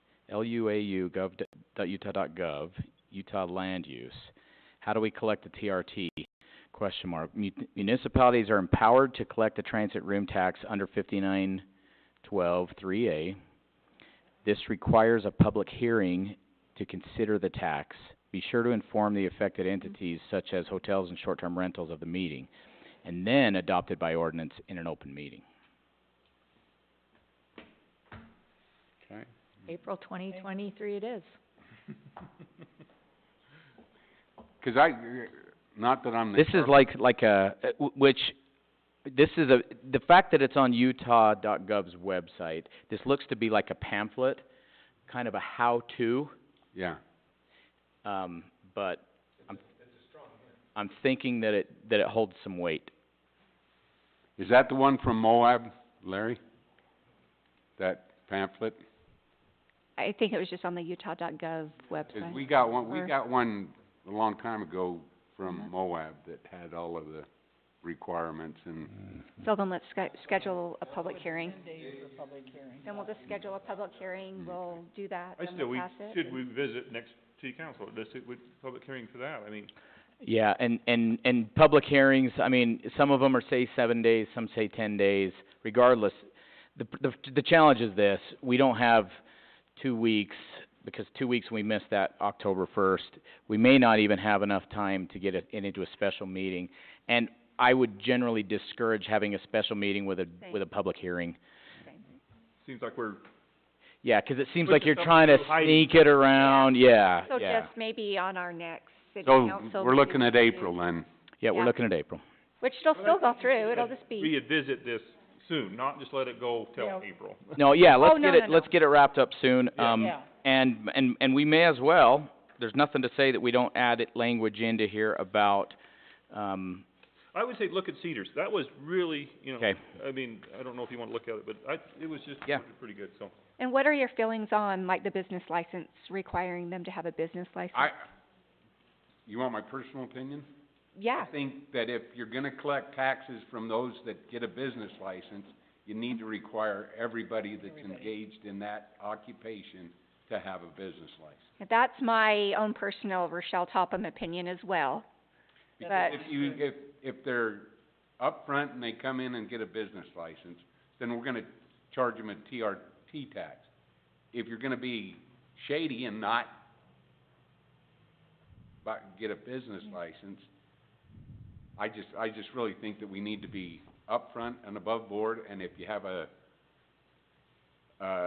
Airbnb or a Virgo or whatever the, Yeah. a tree house for rent or a sheep camp or something, that you have to have a business license, 'cause we're requiring... well, and hotel owners would argue that that's being fair, Exactly. because if you don't, then they have an unfair burden that they're competing with somebody Taxes who have doesn't. to be equal. I mean, they have to be, Right. everybody has to be treated the same. But didn't you say that the Airbnbs collect this tax? Yeah, the ones that are signed up with these companies, they're collected, but it's the individual that,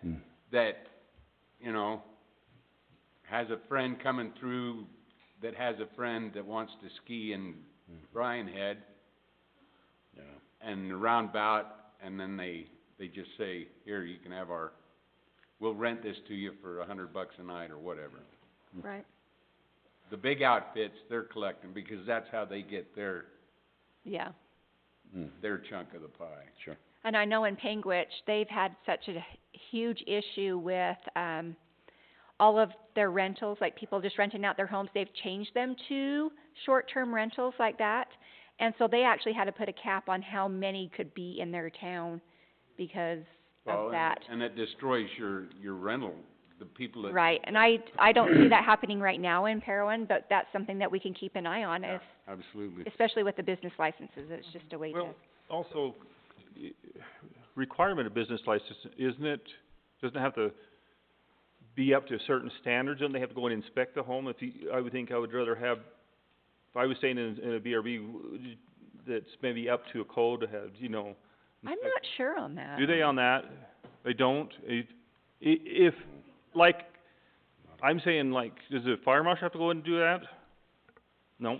I don't think so, but, They have to fill out an application for a home occupation. There are a whole lot of questions on there. adequate parking, and, I mean, I And then they require insurance, stuff like that, or? I don't know that it says. No, so Matt's saying that Airbnb requires all these things, and they, I mean, do they, I'm just saying that they. I think they do, 'cause Or- I looked at it from my house, we have a casita out back, and I remember thinking, holy cow, I'm gonna have to spend some money to get this up to a point where I'm doing that. I don't know if they require you to have a business license, but they want you to have, and I now may be thinking of my insurance company that was like, if you're gonna do this, you're gonna have to have an inspection and fire extinguishers everywhere. Well, I go back to that when we required a business license or home, we had to have people come in, but that was for the state. Well, this was the discussion that Dan and I had earlier today. We will have to decide it, because that is basically a home-based business, because they are making money out of their home.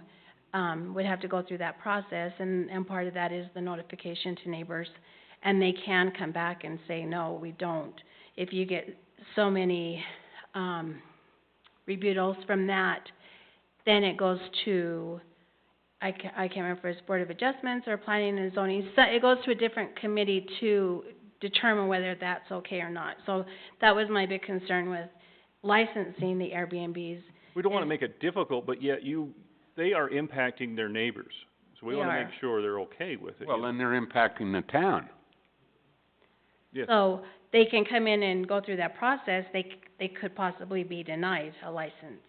So I'm not sure if we need to, Well, hence, you're dipping your toe into the discussion of your short-term rental ordinance. I mean, just look at Bryan Head and the challenges they've had, law enforcement, it's been, that was the whole justification for their tax increase, just to deal with the sheer amount of, short-term rentals.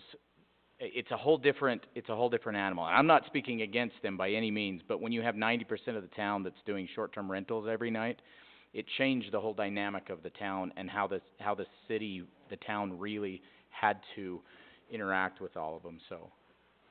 so I'm But not- Bryan Head is a resort community. Oh, yeah. Yeah, it's a But I- high percentage of this. And I think that that Vicki Hicks has tried to start working on an ordinance for that several years ago, I think it was more involved. Well, the state has changed their position too. There, several years ago, the state said, don't mess with people's property rights. But the amount of problems created by the short-term rentals, and the big thing is the decrease in available housing, affordable housing for people, That's has what I was really getting got at. the attention of the legislature, because, you know, we're in the middle of a housing crisis, affordable housing, and Airbnbs are wiping that part of the market out. So I think we've got to look at our ordinance. Like I say, 4 years ago, the state came down and says, don't even mess with it. But now, things are, Well, I have a business license conference next week in St. George, and I can ask that'd be. other Oh, cities yeah. how they handle this and maybe come back with some ideas. That would be Yeah, great. I think that would be Thank great. you. And just background on TRT, the county does collect TRT, so if we go apply for things and we write an application, Parowan has in the past gotten some of that money. I know Gail Harris wrote for it one year, and she and Jim redid the stables out at the fairgrounds. The Valentine Peak Trailhead, entry down there, we wrote for that for TRT, the Trails Committee did, and we got some of that from the county. There've been a couple other things that I've been aware of in the past, but the key to this one is once we do it as a municipality, then we have that money for Parowan. It isn't just our share if we go apply for it. But we've had many years that we haven't applied for it also.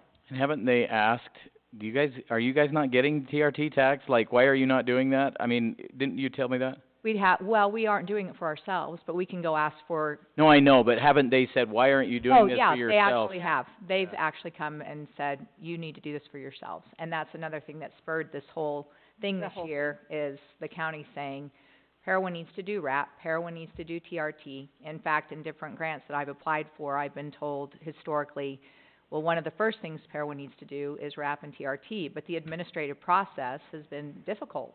It is hard. And it's, some people actually, it takes a long period of time, and you know, just like we experienced, they miss deadlines and things like that. You have to keep a coordinated movement and stay on it, and I think we're in a really good place.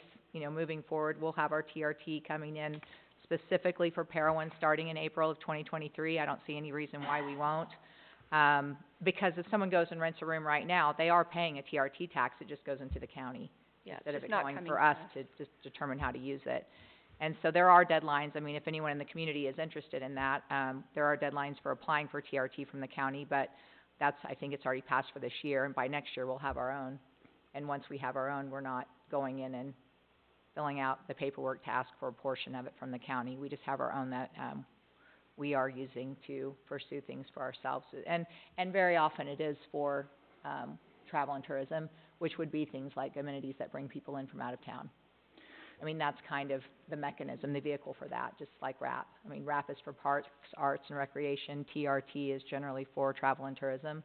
But the way the ordinance is written in the state, you could use it for other things. But a lot of They give us municipalities do specify, so. And I think the reason they do that is because if you're a small town and you're getting $2,000 in tax, and the state has this hard rule of how it has to be used, and it's like, let's give these guys the ability to use it the way they best need to.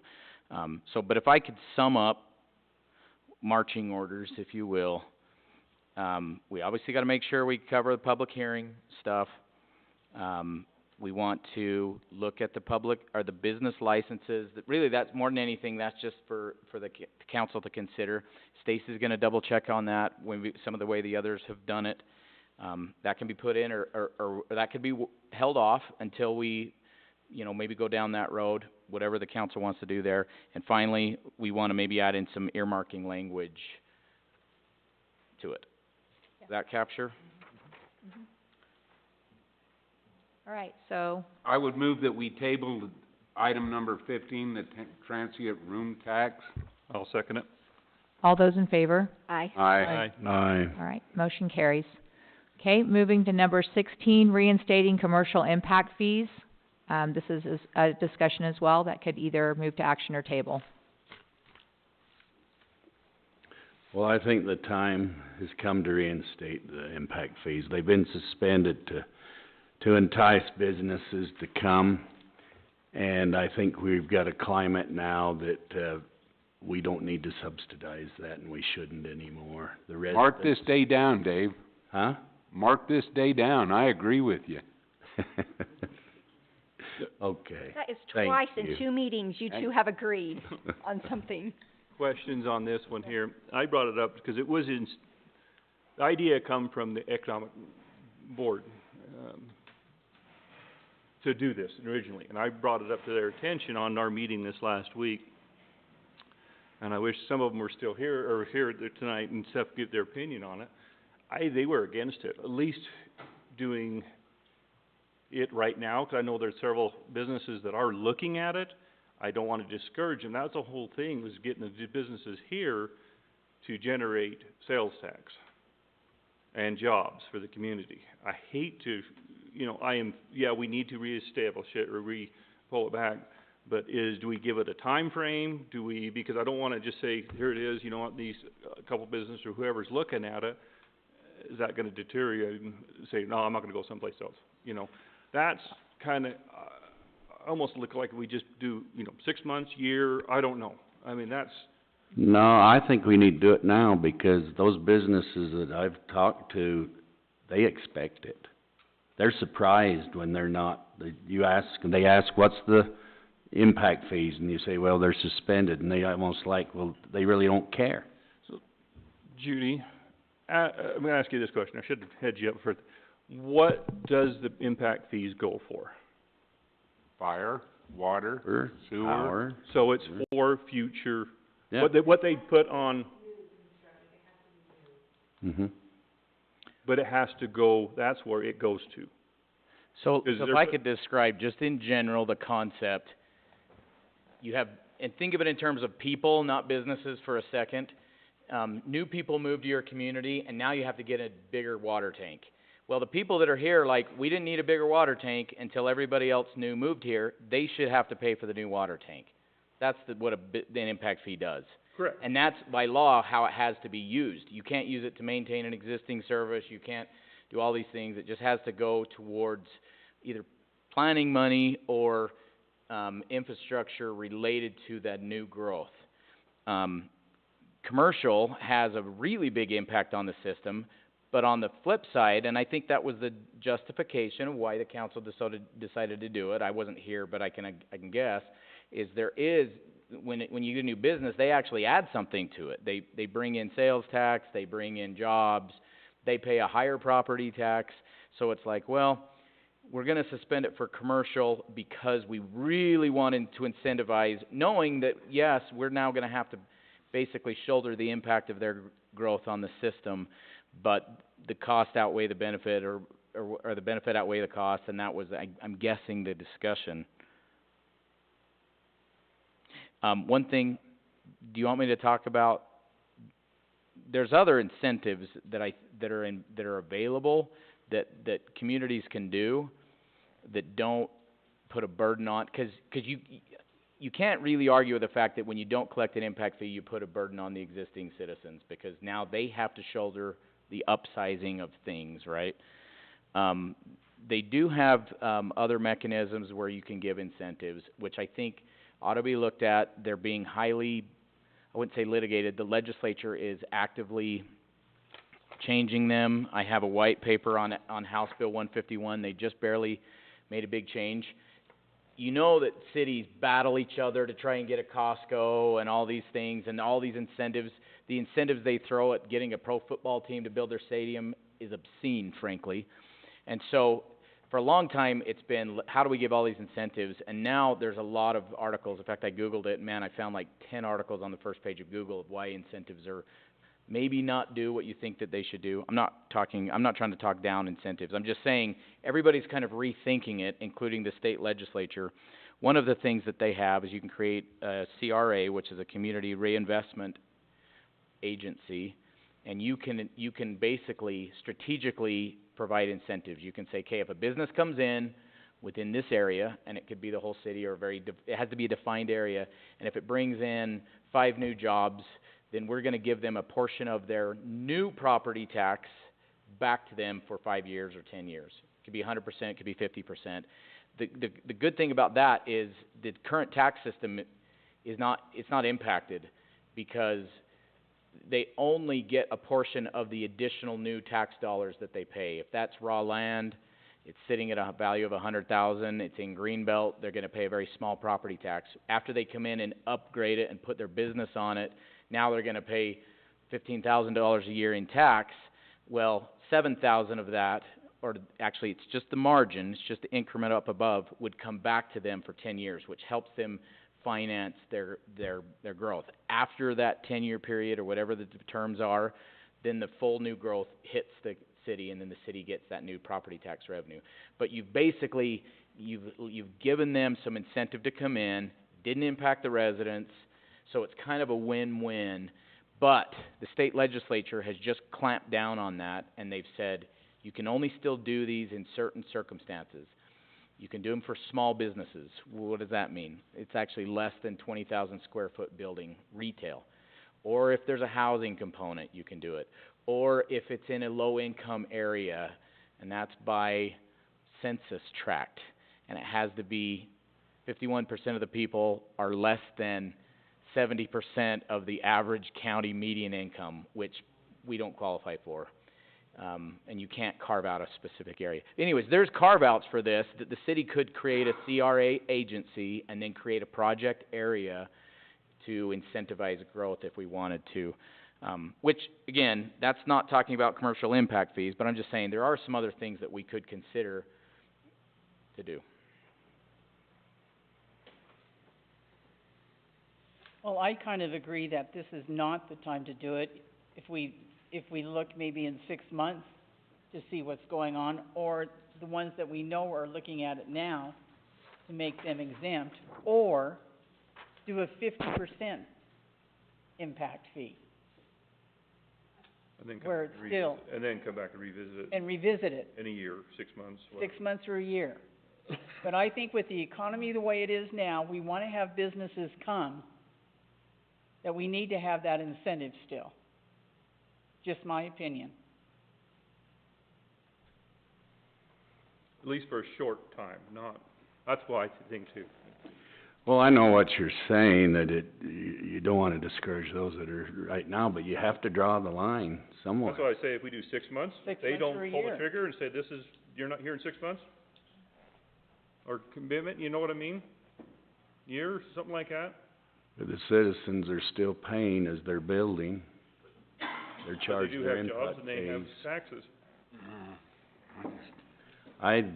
I really think with what has gone on and what, I have talked to a lot of these individuals and they don't care. They expect I mean, the that, impact that's fee. figured into the cost of Yes, building. yeah. It's not, it's like Dan was saying about incentives. If they wanna build in Parowan, it's not because we're not charging impact fees. There's something else that's bringing them to Parowan. And I just think that, you know, we did it for, how many years has it been, Dave? Oh, it's 5? more, Because I more think, than that. I think it's Because more. the only ones that have come in is KB Yeah, it's, Here's Midas, and the Foundry, the RV park. the RV park. So in what, 10 years? yeah, I'd and the say, airport. Well, yeah, What about and the gents, buildings too. like the gents building? yeah, Jens. What I'm saying is that it hasn't brought in the number I think we, No, it hasn't. That's why, I don't know, because I look at what Jared said to me, and I'm not gonna put words in my mouth, but he has a hard time getting people to work. If he Uh-huh. had the choice, if he would've moved to Cedar if he didn't have the impact fees. That made his decision. Because it's hard to get people, and I've heard other businesses, that it's hard to get people here to work, cause there's no housing. because they're all Airbnbs. Mm-hmm. Well, my feeling, and I've mentioned this to a few of you that have come and talked to me about it, is I don't wanna have like that sense of we've already told people that have come and have been asking, and I think all of us have heard from one or more businesses that, have talked about coming here. We've said we currently are suspending commercial impact fees. I do have a sense of responsibility to at least give a time frame of notice, because if they're gonna come in, especially with an impending recession, and they're still gonna come forward and do their thing, we give them an amount of time to get in, and then they know that if they don't get in during that time, they're gonna pay their commercial impact fees. And that makes me feel like when we told them what we told them when they asked initially, that we aren't going, oh, they really are gonna come, let's reinstate impact fees. You've given them the chance. And that's just again, we're all saying our opinions here, and none of us are carrying any legal weight with our opinions, but that's, in having those face-to-face discussions with these individual business owners, I have personally said that. And I would have to say, we changed that on, Thursday, September 22nd. So it's like when you're watching the Home Shopping Network and there's a time limit counting down, there, putting a little blood in the water, right, salesman? That's right. But by the same token, Do you wanna talk about it? no, go ahead.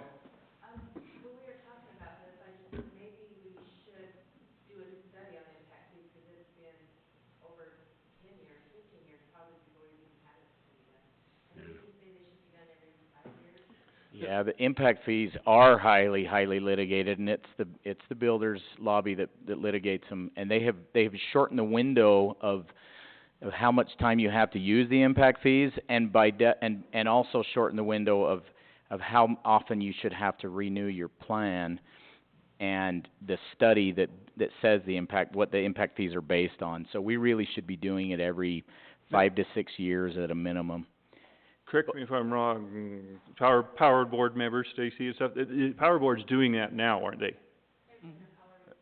The power rate study, is it, Power rate. but it's not a impact. That's different. So your So it is impact different. Okay, fee. that's where I was getting at. So this is, think of it as a pyramid. Your capital facilities plan is the base level. that your impact fees are based on. Because basically what you're saying is, you're collecting money for the new utilities that need to be built. Well, you have to define what those are that are gonna be built, in what time horizon, and then you do an impact fee facilities plan, which piggybacks on the capital facilities plan, and it says, what is gonna be done within the next time frame, and what is our projected growth gonna be. Then you say, okay, so therefore in the next 5 years, 10 years, 20 years, you're gonna have to build this water tank, drill a new well, put in this street, add a new fire station, or whatever. So it identifies the things that have to be built within that time, and then you say, and then it says how many new homes are gonna be and how many new businesses are gonna come in that time. You do the math and say, therefore, your power impact fee needs to be X, your water impact fee needs to be Y, and that's done by the study. Now, we are currently doing a water and sewer capital facilities update. What do you call that? We're updating the master plan, but we're updating the capital facilities plan as part of it. And according to Bowen Collins, this will also satisfy the impact facilities plan component. You still have to do the study, but it's based on the data that comes out of this new plan. So we can do a new impact fee study as soon as that's done for water and sewer. That'll cover both commercial and residential. Yeah, absolutely. I think we ought to do that, yeah. But to Judy's point, do you wait until we have the new study to reinstitute this? Another suggestion that was made to me, and it wasn't by just one person, but was maybe at January of 2023, and that gives anyone that's out there talking about bringing us a business or a project, it gives them that time, those 3 months, and then start at January of 2023. I mean, these are just options that we can weigh, but that's a solution that satisfies us addressing this, but giving that lead time for those businesses to go ahead and make a decision. Because I would say that that's fair. Jim, we just said just giving things options, it's been presented to me that maybe January of 2023, and that gives those 3 months for people that wanna get under to do it. To get something that shows that they're serious and not just. Yeah. A commitment. A commitment, start turning some dirt or getting a building permit. Go through all the hoops All of it, and, you know. So we had a discussion offline with Larry after Planning and Zoning Commission, and his comment was, just to get engineering done and get everything together to put an application in, those things can take months. In other words, they would have to almost have their engineering done now in order to even hit a January deadline. So that could be done, it's just that you're gonna limit it to a very few businesses that are that far along. We've had this open for years and years and years and years, and very few have taken advantage of it. No, and I'm not disagreeing with that at all. If we give them, you got 3 months, you can get something started. And would you do something saying, right on the dotted line, they're committed to it, or would you? Well, yes, showing that there is some sort of commitment on their part to the city of Parowan. yeah, there's gotta be skin in the game. They've got to have, So what is that thing? It could be whatever we decide. Could it be an application for a building permit? Could it be an application or a contract with an engineering firm? A variety of things showing that they're at least making a good faith effort to meet Parowan halfway, so that Parowan's not carrying the full. I mean, as well, those incentives you were talking about. Cedar gave Sullivan's that basically a free thing, and then when the time came, what did they do? They sold it. They pulled out and split. Historical district, by the way, is one of the exemptions that you can do one of these in. That just reminded me. Right. So if we brought in something that would, out there to the airport, this side of the airport, along 91, You know, that piece that we've been talking about, trying to get, since we're not going for a Class D Right. commercial, that opens up that area along the highway. That might be a place that we could look for that designation to get something out there, or, you know,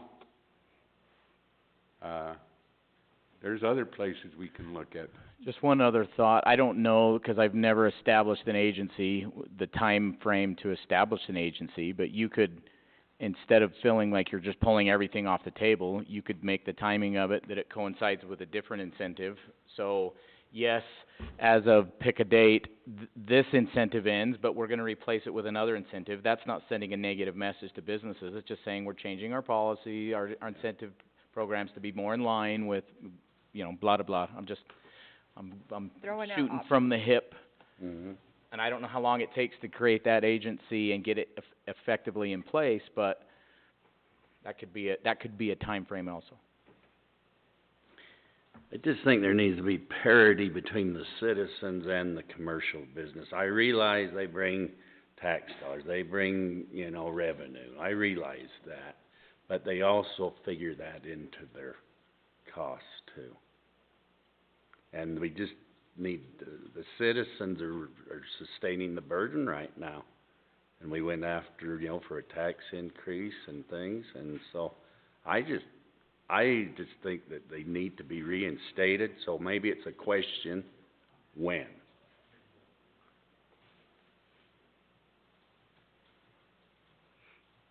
So you think first of the year, that's October, November, December, 3 months? I would say 6 months, that's the cutoff date. I don't, if they're really the ones that are serious right now, I think they could provide some legitimate, you know, just Commitment of intention or letter of yeah, intention that they're or some going, mechanism that says we're doing this. yeah, that they're gonna be doing it by the first of the year. You know, 'cause that way you're kinda kicking it down to where there's just gotta be a time, and if they're, these that are interested now, don't you think they can be? But then you've got the holidays, I'm just saying that's March. 3 months, Yeah, 2 months. I like the 6 months. You just asked me for I know, a I'm timeframe, thinking, and that's what I threw out. I'm just I think thinking. we give them time that, instead of the 3 months, 'cause I don't know what their stance, or how far they're along, if they can even commit. well, that doesn't mean that they have to be complete. No, in- I mean, by the just, first they've got, like year. you said, it has to have a commitment to it. Yeah, Something.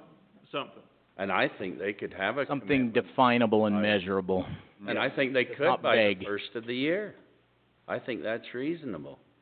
That doesn't mean they're gonna be maybe even turning dirt, you know. No, that's not realistic. You're right, Yeah, you can't do right. that.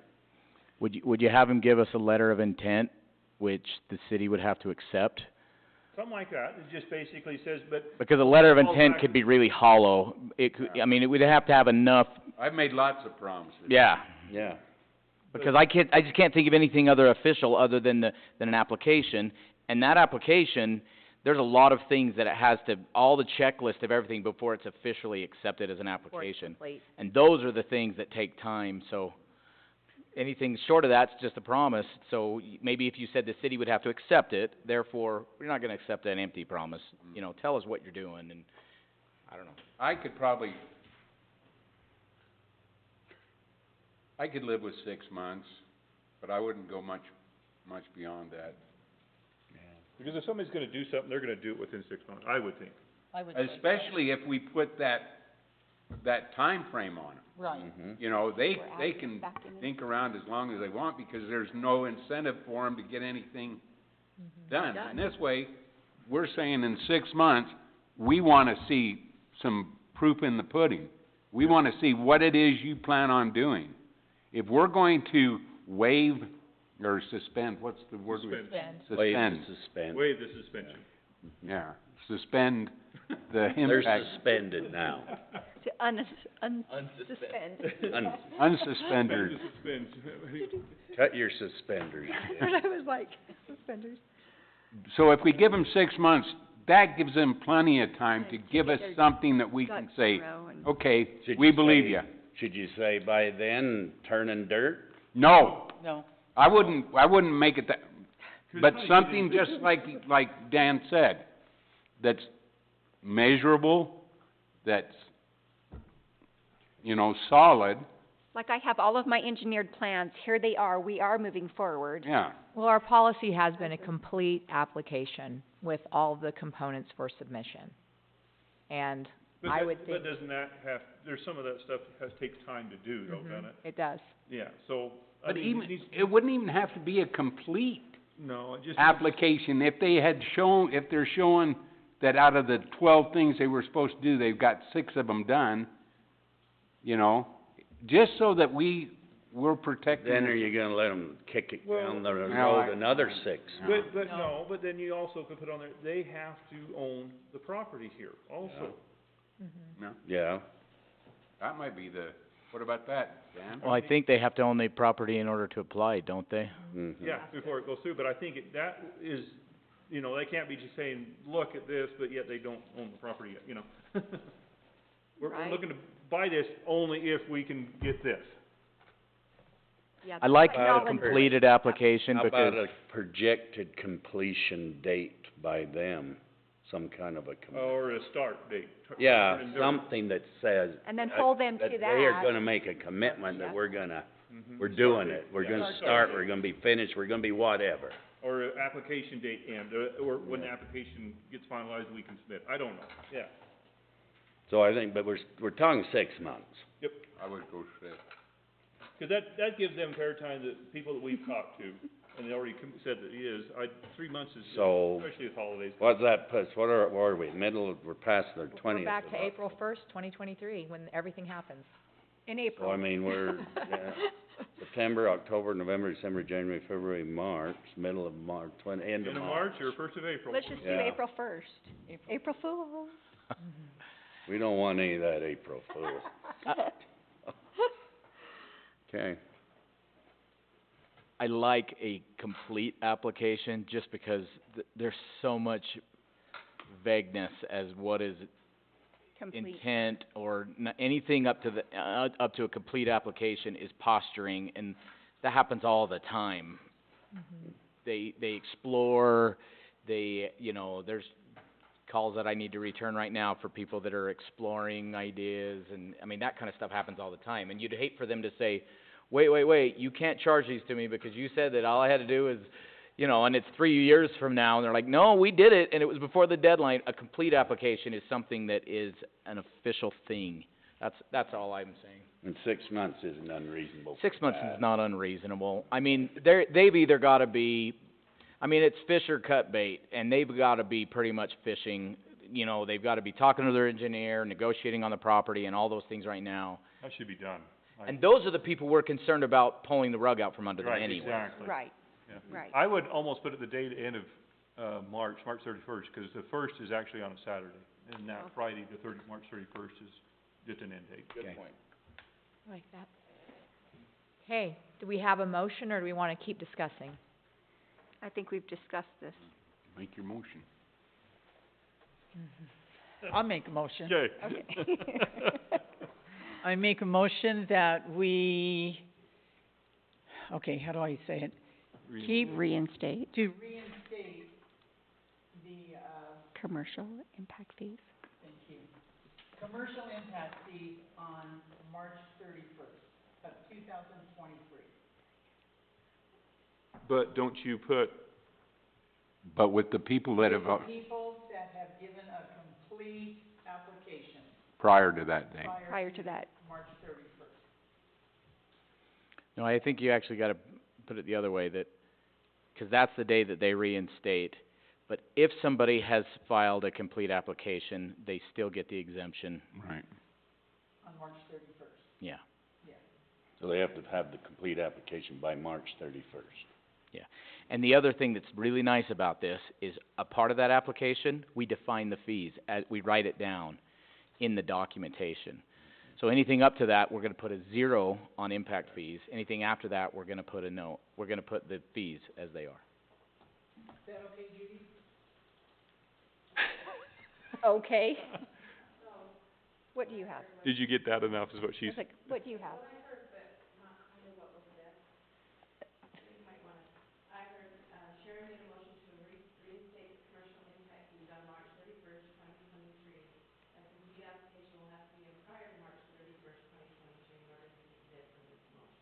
By 5 p.m. by No. noon on March 31st. Yeah, because that's a Friday. Friday. That's a Friday. It's a Friday, so it would have to be We'll by make it very specific. 12 Because, p.m. yeah, on they Friday, can't say that March you were 31st. closed. Yes. Yeah. And by the way, we just barely had this, an example of this, and it was an application by Tinks to do a remodel of the place that they bought. They bought out the old fads, and we told them, you know, this discussion is on the agenda, so you may want to hurry and get an application in and complete, because they may reinstate it as of Thursday. And they said, well, what matters? What's the date? We said the date of a completed application.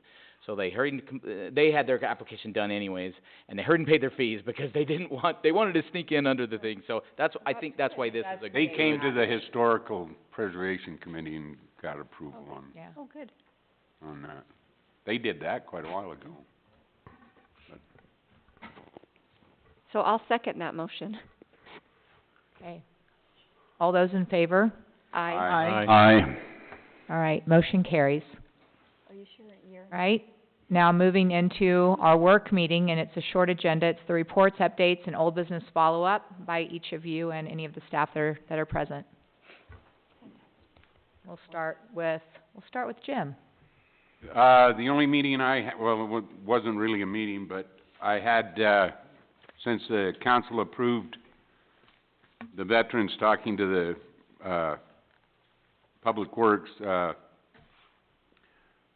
met up there with, Kelly and Cobe and Justin and went over the plans that I showed you, and, moving forward on that, they had some good ideas and added to it, so hopefully when they get a chance, they'll start getting stuff laid out, cleaned up, and then we're still working on getting the fabric and the rocks, trying to work a deal to get some, a break on it, 'cause that rock's pretty expensive.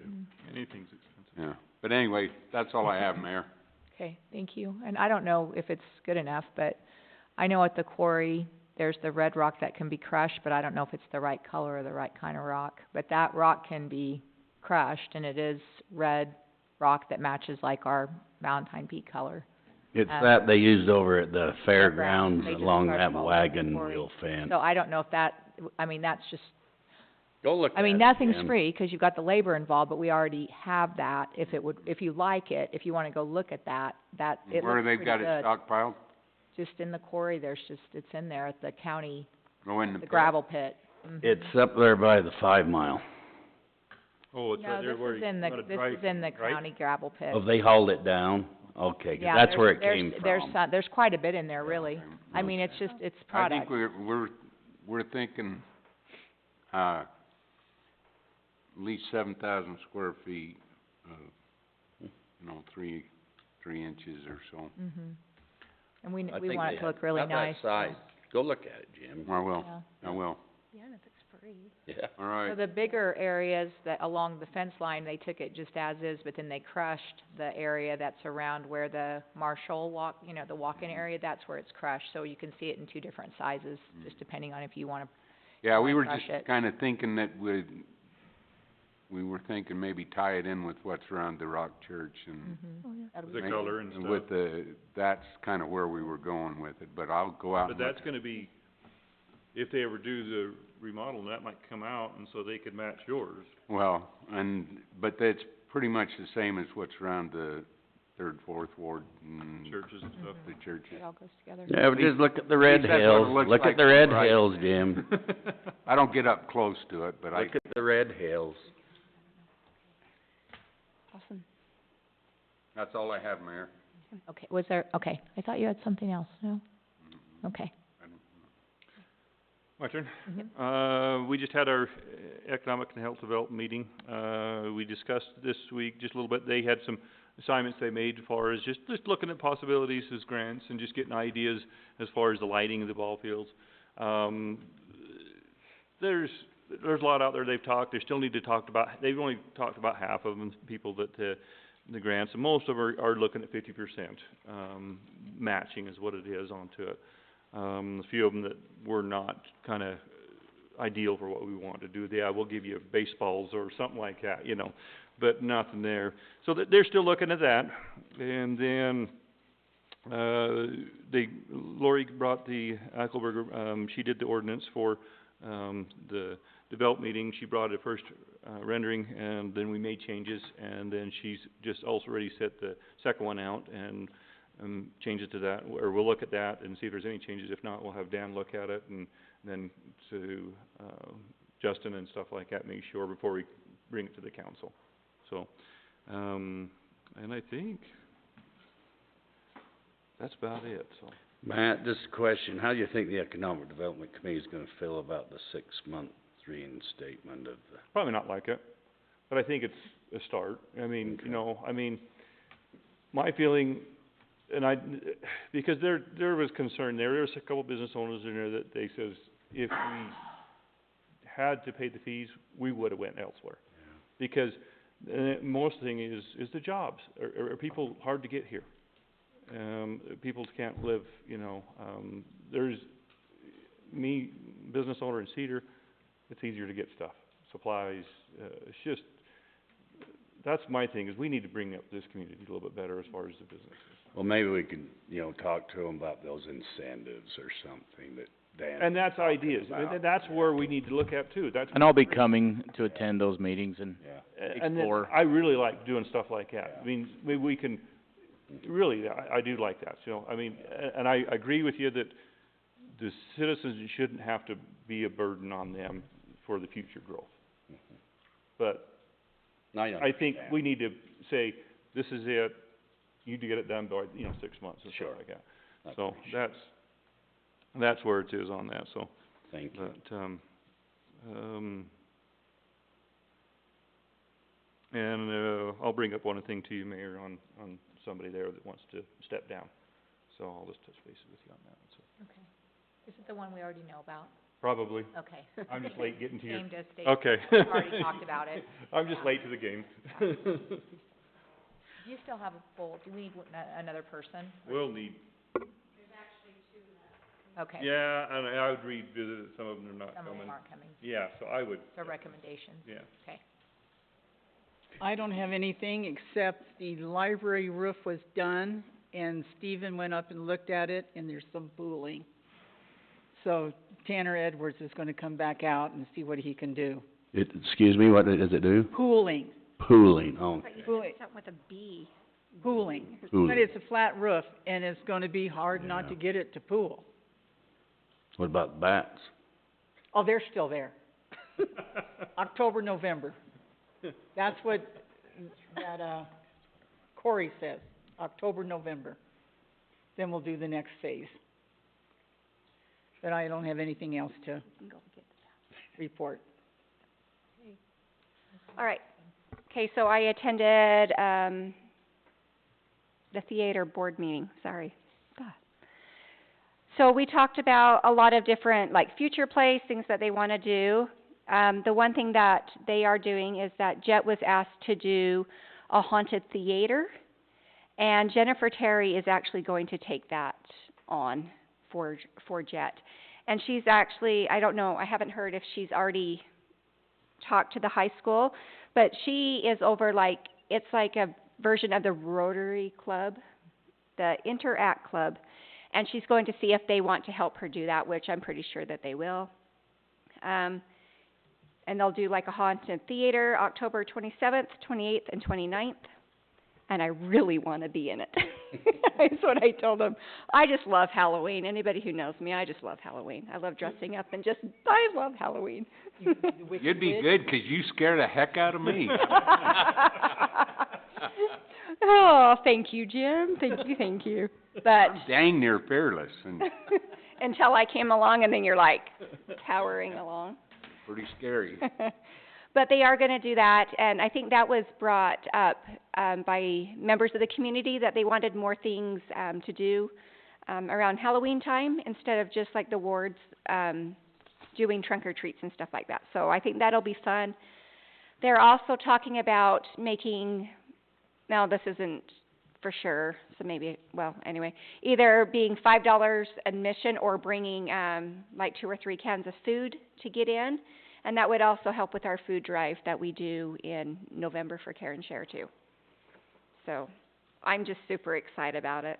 But also, there's like Christmas in the country, they could bring something, or not Christmas country, but where we do the. Sub for Santa. Sub for Santa. Oh, yeah, the Sub for That Santa. Time of year. So I could run that by them too, something that they could use Sub for Santa list. for that. So that is in the works. Those are going to be the dates. If I can fit it into my schedule, I really want to be in it, is what I was telling Jennifer. So, anyway, that's all I have. Thank you. Yes. Oh, and I just want to give a shout out to Dan for helping me with the TRT ordinance.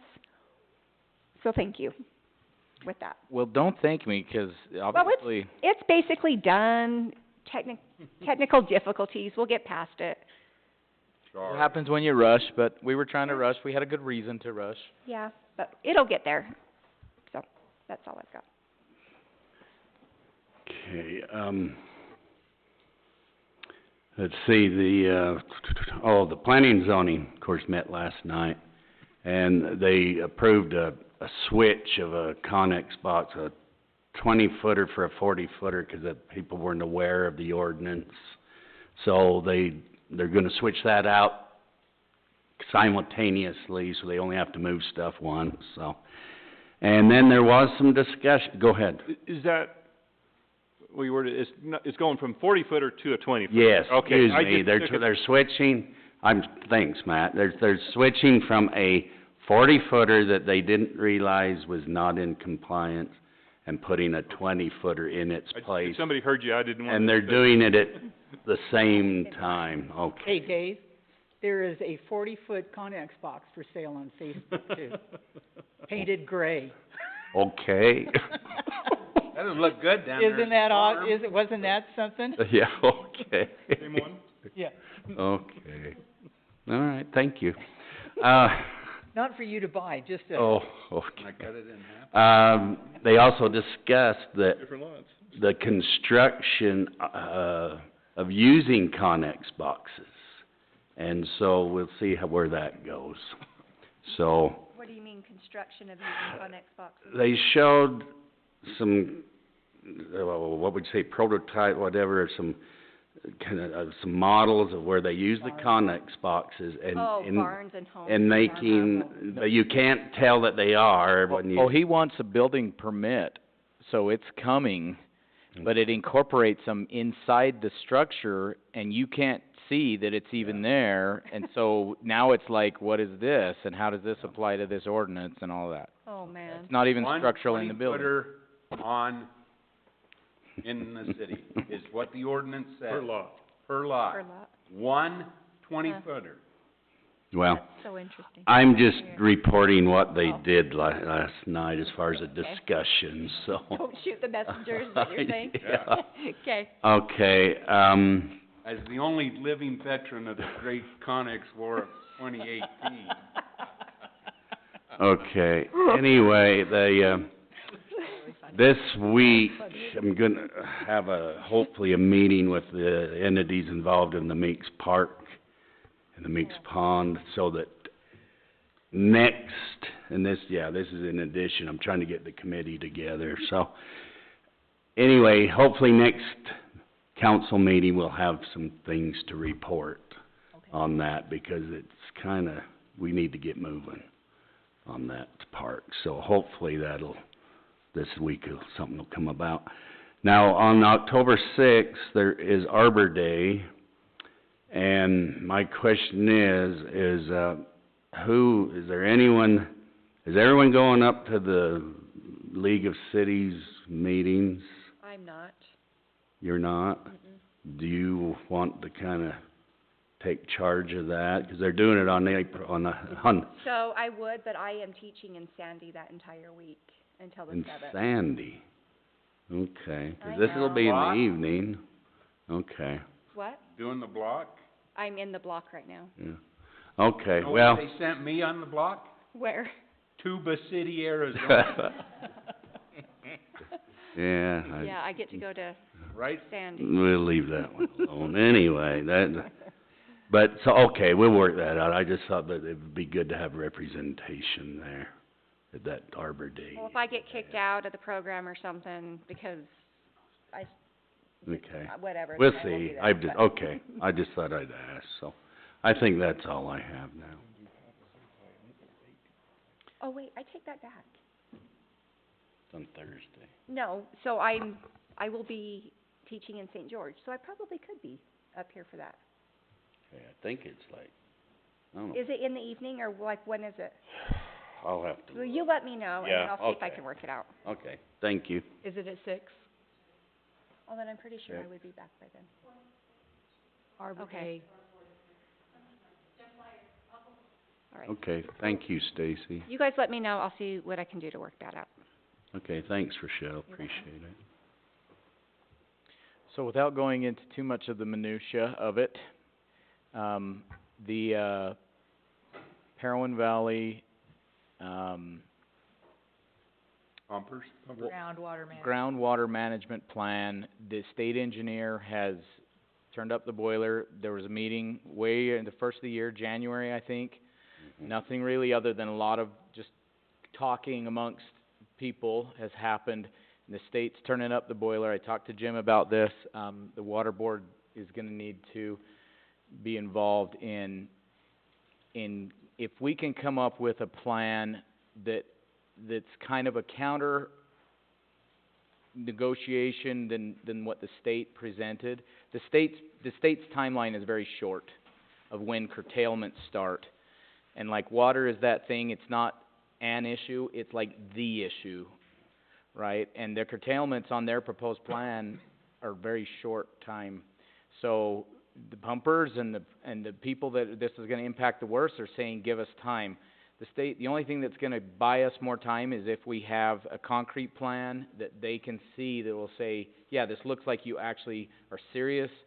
And so combined with the pumpers and the water board and I think as Molly said, there's lots of really smart people involved that we can come up with some ideas that we can put into the, 'cause the way that these water plans work, and the state code, there's a section that says that the valley that's impacted can have volunteer efforts to try to reduce the impact on the underground aquifer. And so if we can come up with some significant things and we can all work together, then hopefully the state will allow us to then kick out the timeline. Because, I mean, 15 years, we're talking about not a lot of time to get a building permit ready. Well, 15 years to see change in the aquifer is not a lot of time at all. Especially when Mother Nature is one of the single biggest variables which we have no control over. We can only control Then our why portion. is the state giving permits Right, to drill new wells? yeah. Explain that one to me. Well, Is the old? No, they're new, when's the newest ones in this valley? They pretty much stopped seventies. 70s, and how much information was there at the time? Everybody involved in the process that approved all that stuff is long gone. The state is, their approach is this. It's kind of the state giveth and the state taketh away, and that's the law, and they're like, listen, we'll either do this the hard way, or we'll do it the less hard way, but the less hard way is you guys do this. Otherwise, we step in and we just take action. And they have one single tool, and that is we suspend rights. So we're kind of committed. Now, and everybody says the same thing to the state. Well, how the heck did you do this? We'll sue. And they say, well, the law is very clear. We can suspend these rights if we want to. Now, when it's considered a taking or not, who knows? Because they actually won't take the rights. They'll just say you can't use them. Yeah. Yeah, I can't use them, they're still yours, but, yeah. Depletion versus diversion. And You the know, city, you've got the piece of paper that says you own the right, You can't but the use them. water belongs to the state, and they'll say you can't pump it. Question real quick, you guys don't know, whatever's happened to the water, can we consider the pond that we're doing up in the we're looking at doing up into the, Yeah, that can be one of our recharge. Right. So recharge, here's the thing with recharge. No, not the one at Dry Canyon? yeah, the one at Dry Canyon. Why No, not? 'cause that's gonna be a storage and it's gonna be lined to hold. Right, So but it's not I'm, gonna be recharge. but what I'm saying is, that will count as a conservation method, because it's not going down. We're not sending our, rest of our shares down the stream. We're not sending Yeah. it to be So, evaporated out of the lake. No, 'cause it won't get into the aquifer. no, that's the point though. If you don't let water go into the aquifer and instead you conserve and use it somewhere else, then you're saying, well, depending on how you use it. The whole point is if you can get water into the aquifer, like you said. So if you can take water that is currently flowing to the Little Salt Lake and instead put it into a recharge pit and measure it, and by the way, it has to be a permitted recharge. And the way the law is currently written, it says that the only time they will issue a permit is when you have a water district. So we're working with Evan to get it so that he will change the code, and he's talking about introducing a bill that says that the Pumpers Association can be recognized to be granted that permit, and then it can be a part of our plan if we can find a suitable recharge basin. And again, lots of smart minds, even the county engineer has weighed in on some potential recharge basins that won't require so much you know, infrastructure to put in piping and all this stuff. So there's a lot of things. But we already did that with the old sewer ponds. And that's the problem, is they say if you've already been doing it. No, Oh, just recently. Yeah, we Yeah. addressed it. So then it's just a matter of getting the permit. Because we had to get the engineer to make sure that it would take the water. Yeah. And we did all of that, and we even had a plan to pump, or to pipe the water coming out of Evans Pond over to the sewer ponds to recharge that way. So you need a permit, and in order to get a permit, you have to have the legislature recognize the association or change the law so it doesn't have to be a district to get credit for recharge. And then you actually have to meter it and show that you're gonna be able to. Okay, what about our sewer ponds? Because we have a permit to discharge over that field onto the ground. But it's not going to the aquifer though. It can, if it's on the ground, it can be considered going back into the aquifer, correct? So according to Bradshaw. No, yeah, Jared. Jason. I knew I was saying it wrong. And he's looked into it because he's got this other grant for the money that we have to get specifically a recharge permit in with a district, and we're trying to get it changed, and so then we can get credit for it. I think it's just a matter of is getting them to recognize it with the plan legally. Problem's the location of those sewer, like, you're down on the bottom. You need to be up. We have the perfect place. To do the gravel pit, the breakwater, and any, Even the county pit. yes, and up here, and you don't have to pipe, you don't have to do anything, and then you put in it's like French drain systems up that canyon, and we have the perfect setup up there. And even then, this is a piece of it, because we need to reduce usage by about 11,000 acre feet a year out of the 33,000 shares that are in the valley. And so the farmers, the ag, has got to come up, and they have a plan, if they will all agree to it, to idle their pivots on Sundays. That's a huge chunk, and then if the city can do some recharge, plus, and Molly has been looking through, we just passed our ordinance on our Judy and I have Judy brainstormed. and Molly, yes, They're brainstorming after. have been brainstorming. About things We've passed this, we've already done, that we can say are new. yeah, the new rate study, that encourages conservation. There's a lot of things that the city has done that we can put and say, no, guys, give us some time, let's push that out to 25 years, and look, we're talking recharge, we're talking idle wells, we're getting serious about this, you need to give us some time, but. Well, even our 2-day-a-week watering schedule for our pressurized irrigation. Yeah. And That's one that we can put up. But you gotta be able to show that it impacts the water, the aquifer. Yeah, Well, it does. underground, yeah. If you take the excess that you would have used and put it into a recharge pit, Right, but it's conservation. Right. Yeah, oh yeah. Oh yeah, You it's a can- mindset, it- yeah. They're looking at conservation and recharge. Right. So Is- we can show that we are conserving water and we can show that we're recharging. I mean, that, The farmers are doing it with renozzling and the different And- things, the yeah. pivots and things. There's a lot of different conservation measures that are being implemented. and then if we can get those sewer ponds, but I'm with David. We Well, go right that's up where, there, that's, we blow up the side of that hill down to form a. yeah, That's 3 times. What? but You agree with David. I know. That's why I'm over here laughing. anyway. So, oh, sorry. No, I was just gonna say that we had, Tom Marston he's with the U.S. Geological Service. He did the water study for this basin. He is an advocate for the recharge up here. He says that's too far down, the That's sewer right. lagoons. This up here is where it needs to be. And he'd come anytime and address, this body or And the the thing is, pumpers or any. the city owns the ground where we'd need to put that on. Yeah. We wouldn't have to do anything. And clear up the canyon, even though it's in, it's BLM, it's annexed in the city, that strip up along the creek, where you could do those French drain, clear up the creek. Yep.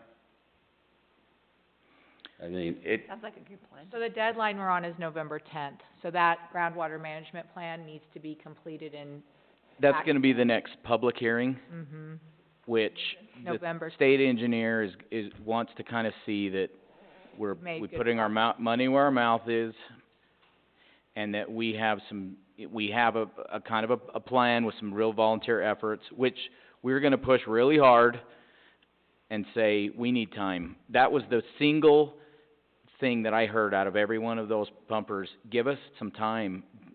That's not enough They gave all time. the other areas that they did this in so much more time. 50 years, did they say, in Barrel? well, Yeah, and I think that was the they were total. the first, they were the experiment, child, and they extended it way beyond, and they That's took because they advantage. had Bobby Holt out there. Yeah. The only reason they It's true. extended it that far. Yeah, it's true. That's it. And- You know as well as I do. Afterwards, they, kinda Yeah. consolidated and Well, and if you're the state, you come in and you say, this is your time frame, and everybody panics, and you get mobility, and things start happening, and then we say, give us some time, and they say, okay, well, show us. Mhm. Mission accomplished. They got us energized and serious about it, and so, of course, they're gonna start, it's like we did negotiation. with the 6 months on the. Exactly. But to Molly's point, we actually only have a couple of months to really boil down what is our plan and what does it really boil down to, the city's doing, the pumpers are doing, the farmers are doing, and we'll have one more meeting offline with the state engineer to kind of put that together.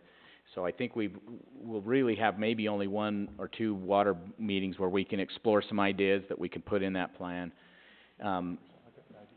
Who was it? Was it you that asked, what does the city need to do officially? And I don't know if the city actually needs to take any action legislatively, because it's the state's plan. Yeah. This is just what we're willing to say we're going to do. And a lot of these things we've already done. We just need them to recognize it and document it. And then, yes, if we are talking recharge and we're talking turning some dirt and things like that, we just need to have the basics of a plan of what we're gonna do. And so, it'd probably be good to have the water board come up with some recommendations and explore some. Well, I'd suggest you get that Tom Marston down here and meet with the board or something and put together a plan that the city can say, this is what we can do, 'cause we can do something very economically up here, and it's efficient, it's effective, that's the thing. Yeah. This is effective, and he'll defend that, and I think he could be an adversary that could come and help you put together a presentation that this is what the cities can do.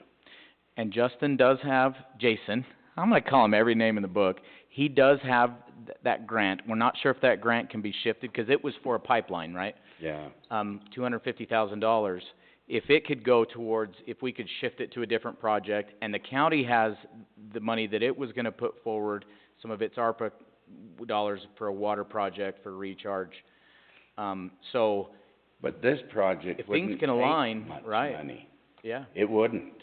We need to maintain that gravel pit as a flood control, basin. yeah, And so you can have, maybe there's funding or something can help with that, but it wouldn't take too much, much money, like a pipeline. right. And then it's the most effective and efficient way to do it. That gravel pit, Yeah. one day Percolate. you can have that sucker Bury a covering backhoe, a track. frack hole, Yeah, and by that afternoon, it's down through the ground. yeah. Yeah, the only challenge with all the recharge pits is they do need maintenance, you know, 'cause that clay and silt that comes down, it's not quite as bad as Coal Creek, but But we have to maintain you gotta it. maintain it anyways. We have We to. have been. Yep, and so Yeah. that needs to be in the Yeah. plan, Yeah. that it's not, we're not just gonna dig a hole and say we never touch it again. The state's gonna wanna see that we are gonna Yeah. commit ongoing to We maintenance. have to, We have been. yeah. Yep.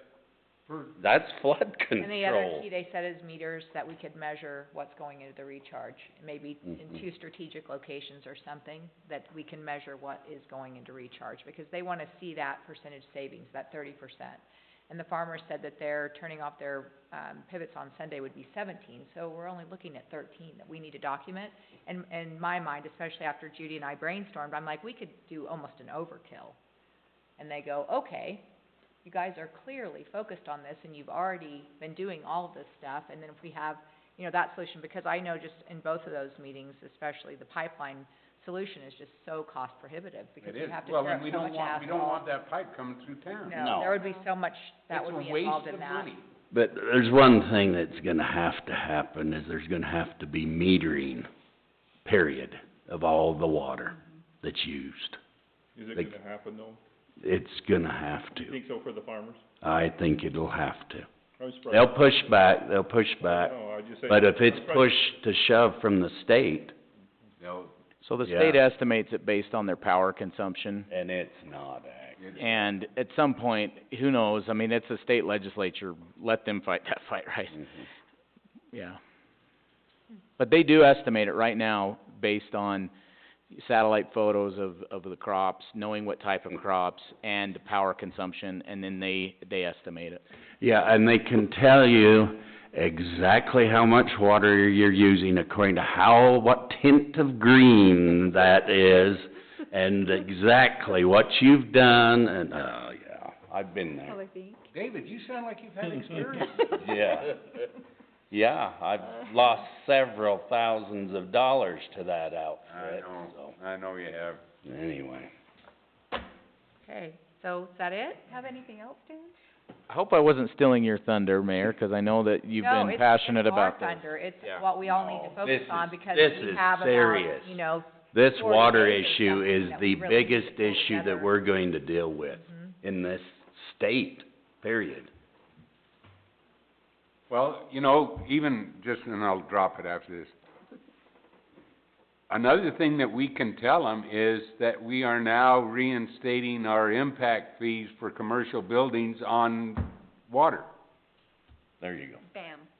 I mean, you look for every kind of, Anything. anything and You look at everything. our fees that we adjusted for the water. We've got the Yeah. tiered fees. Oh, yeah. We've got all There of you it. go. You can use all of that. Yeah. Yeah. It's true. Might get kinda hard for them to say, okay, how many acre feet did you save or put into the aquifer? We'll say, it doesn't matter. The principle of the thing. We're Oh, doing it, I'll We're come up, trying. doing it. we'll give them a number. We'll give them any kind of number they want. 11,001. Exactly. All right, Mm. so, do we want to motion to adjourn? Do we want to do anything else tonight? You want the lawyer, don't you?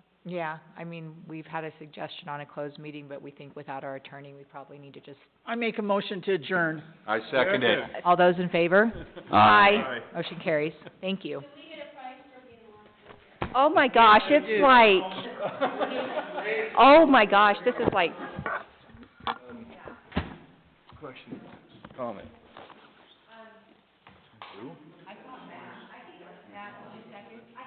Yeah. Matt seconded it.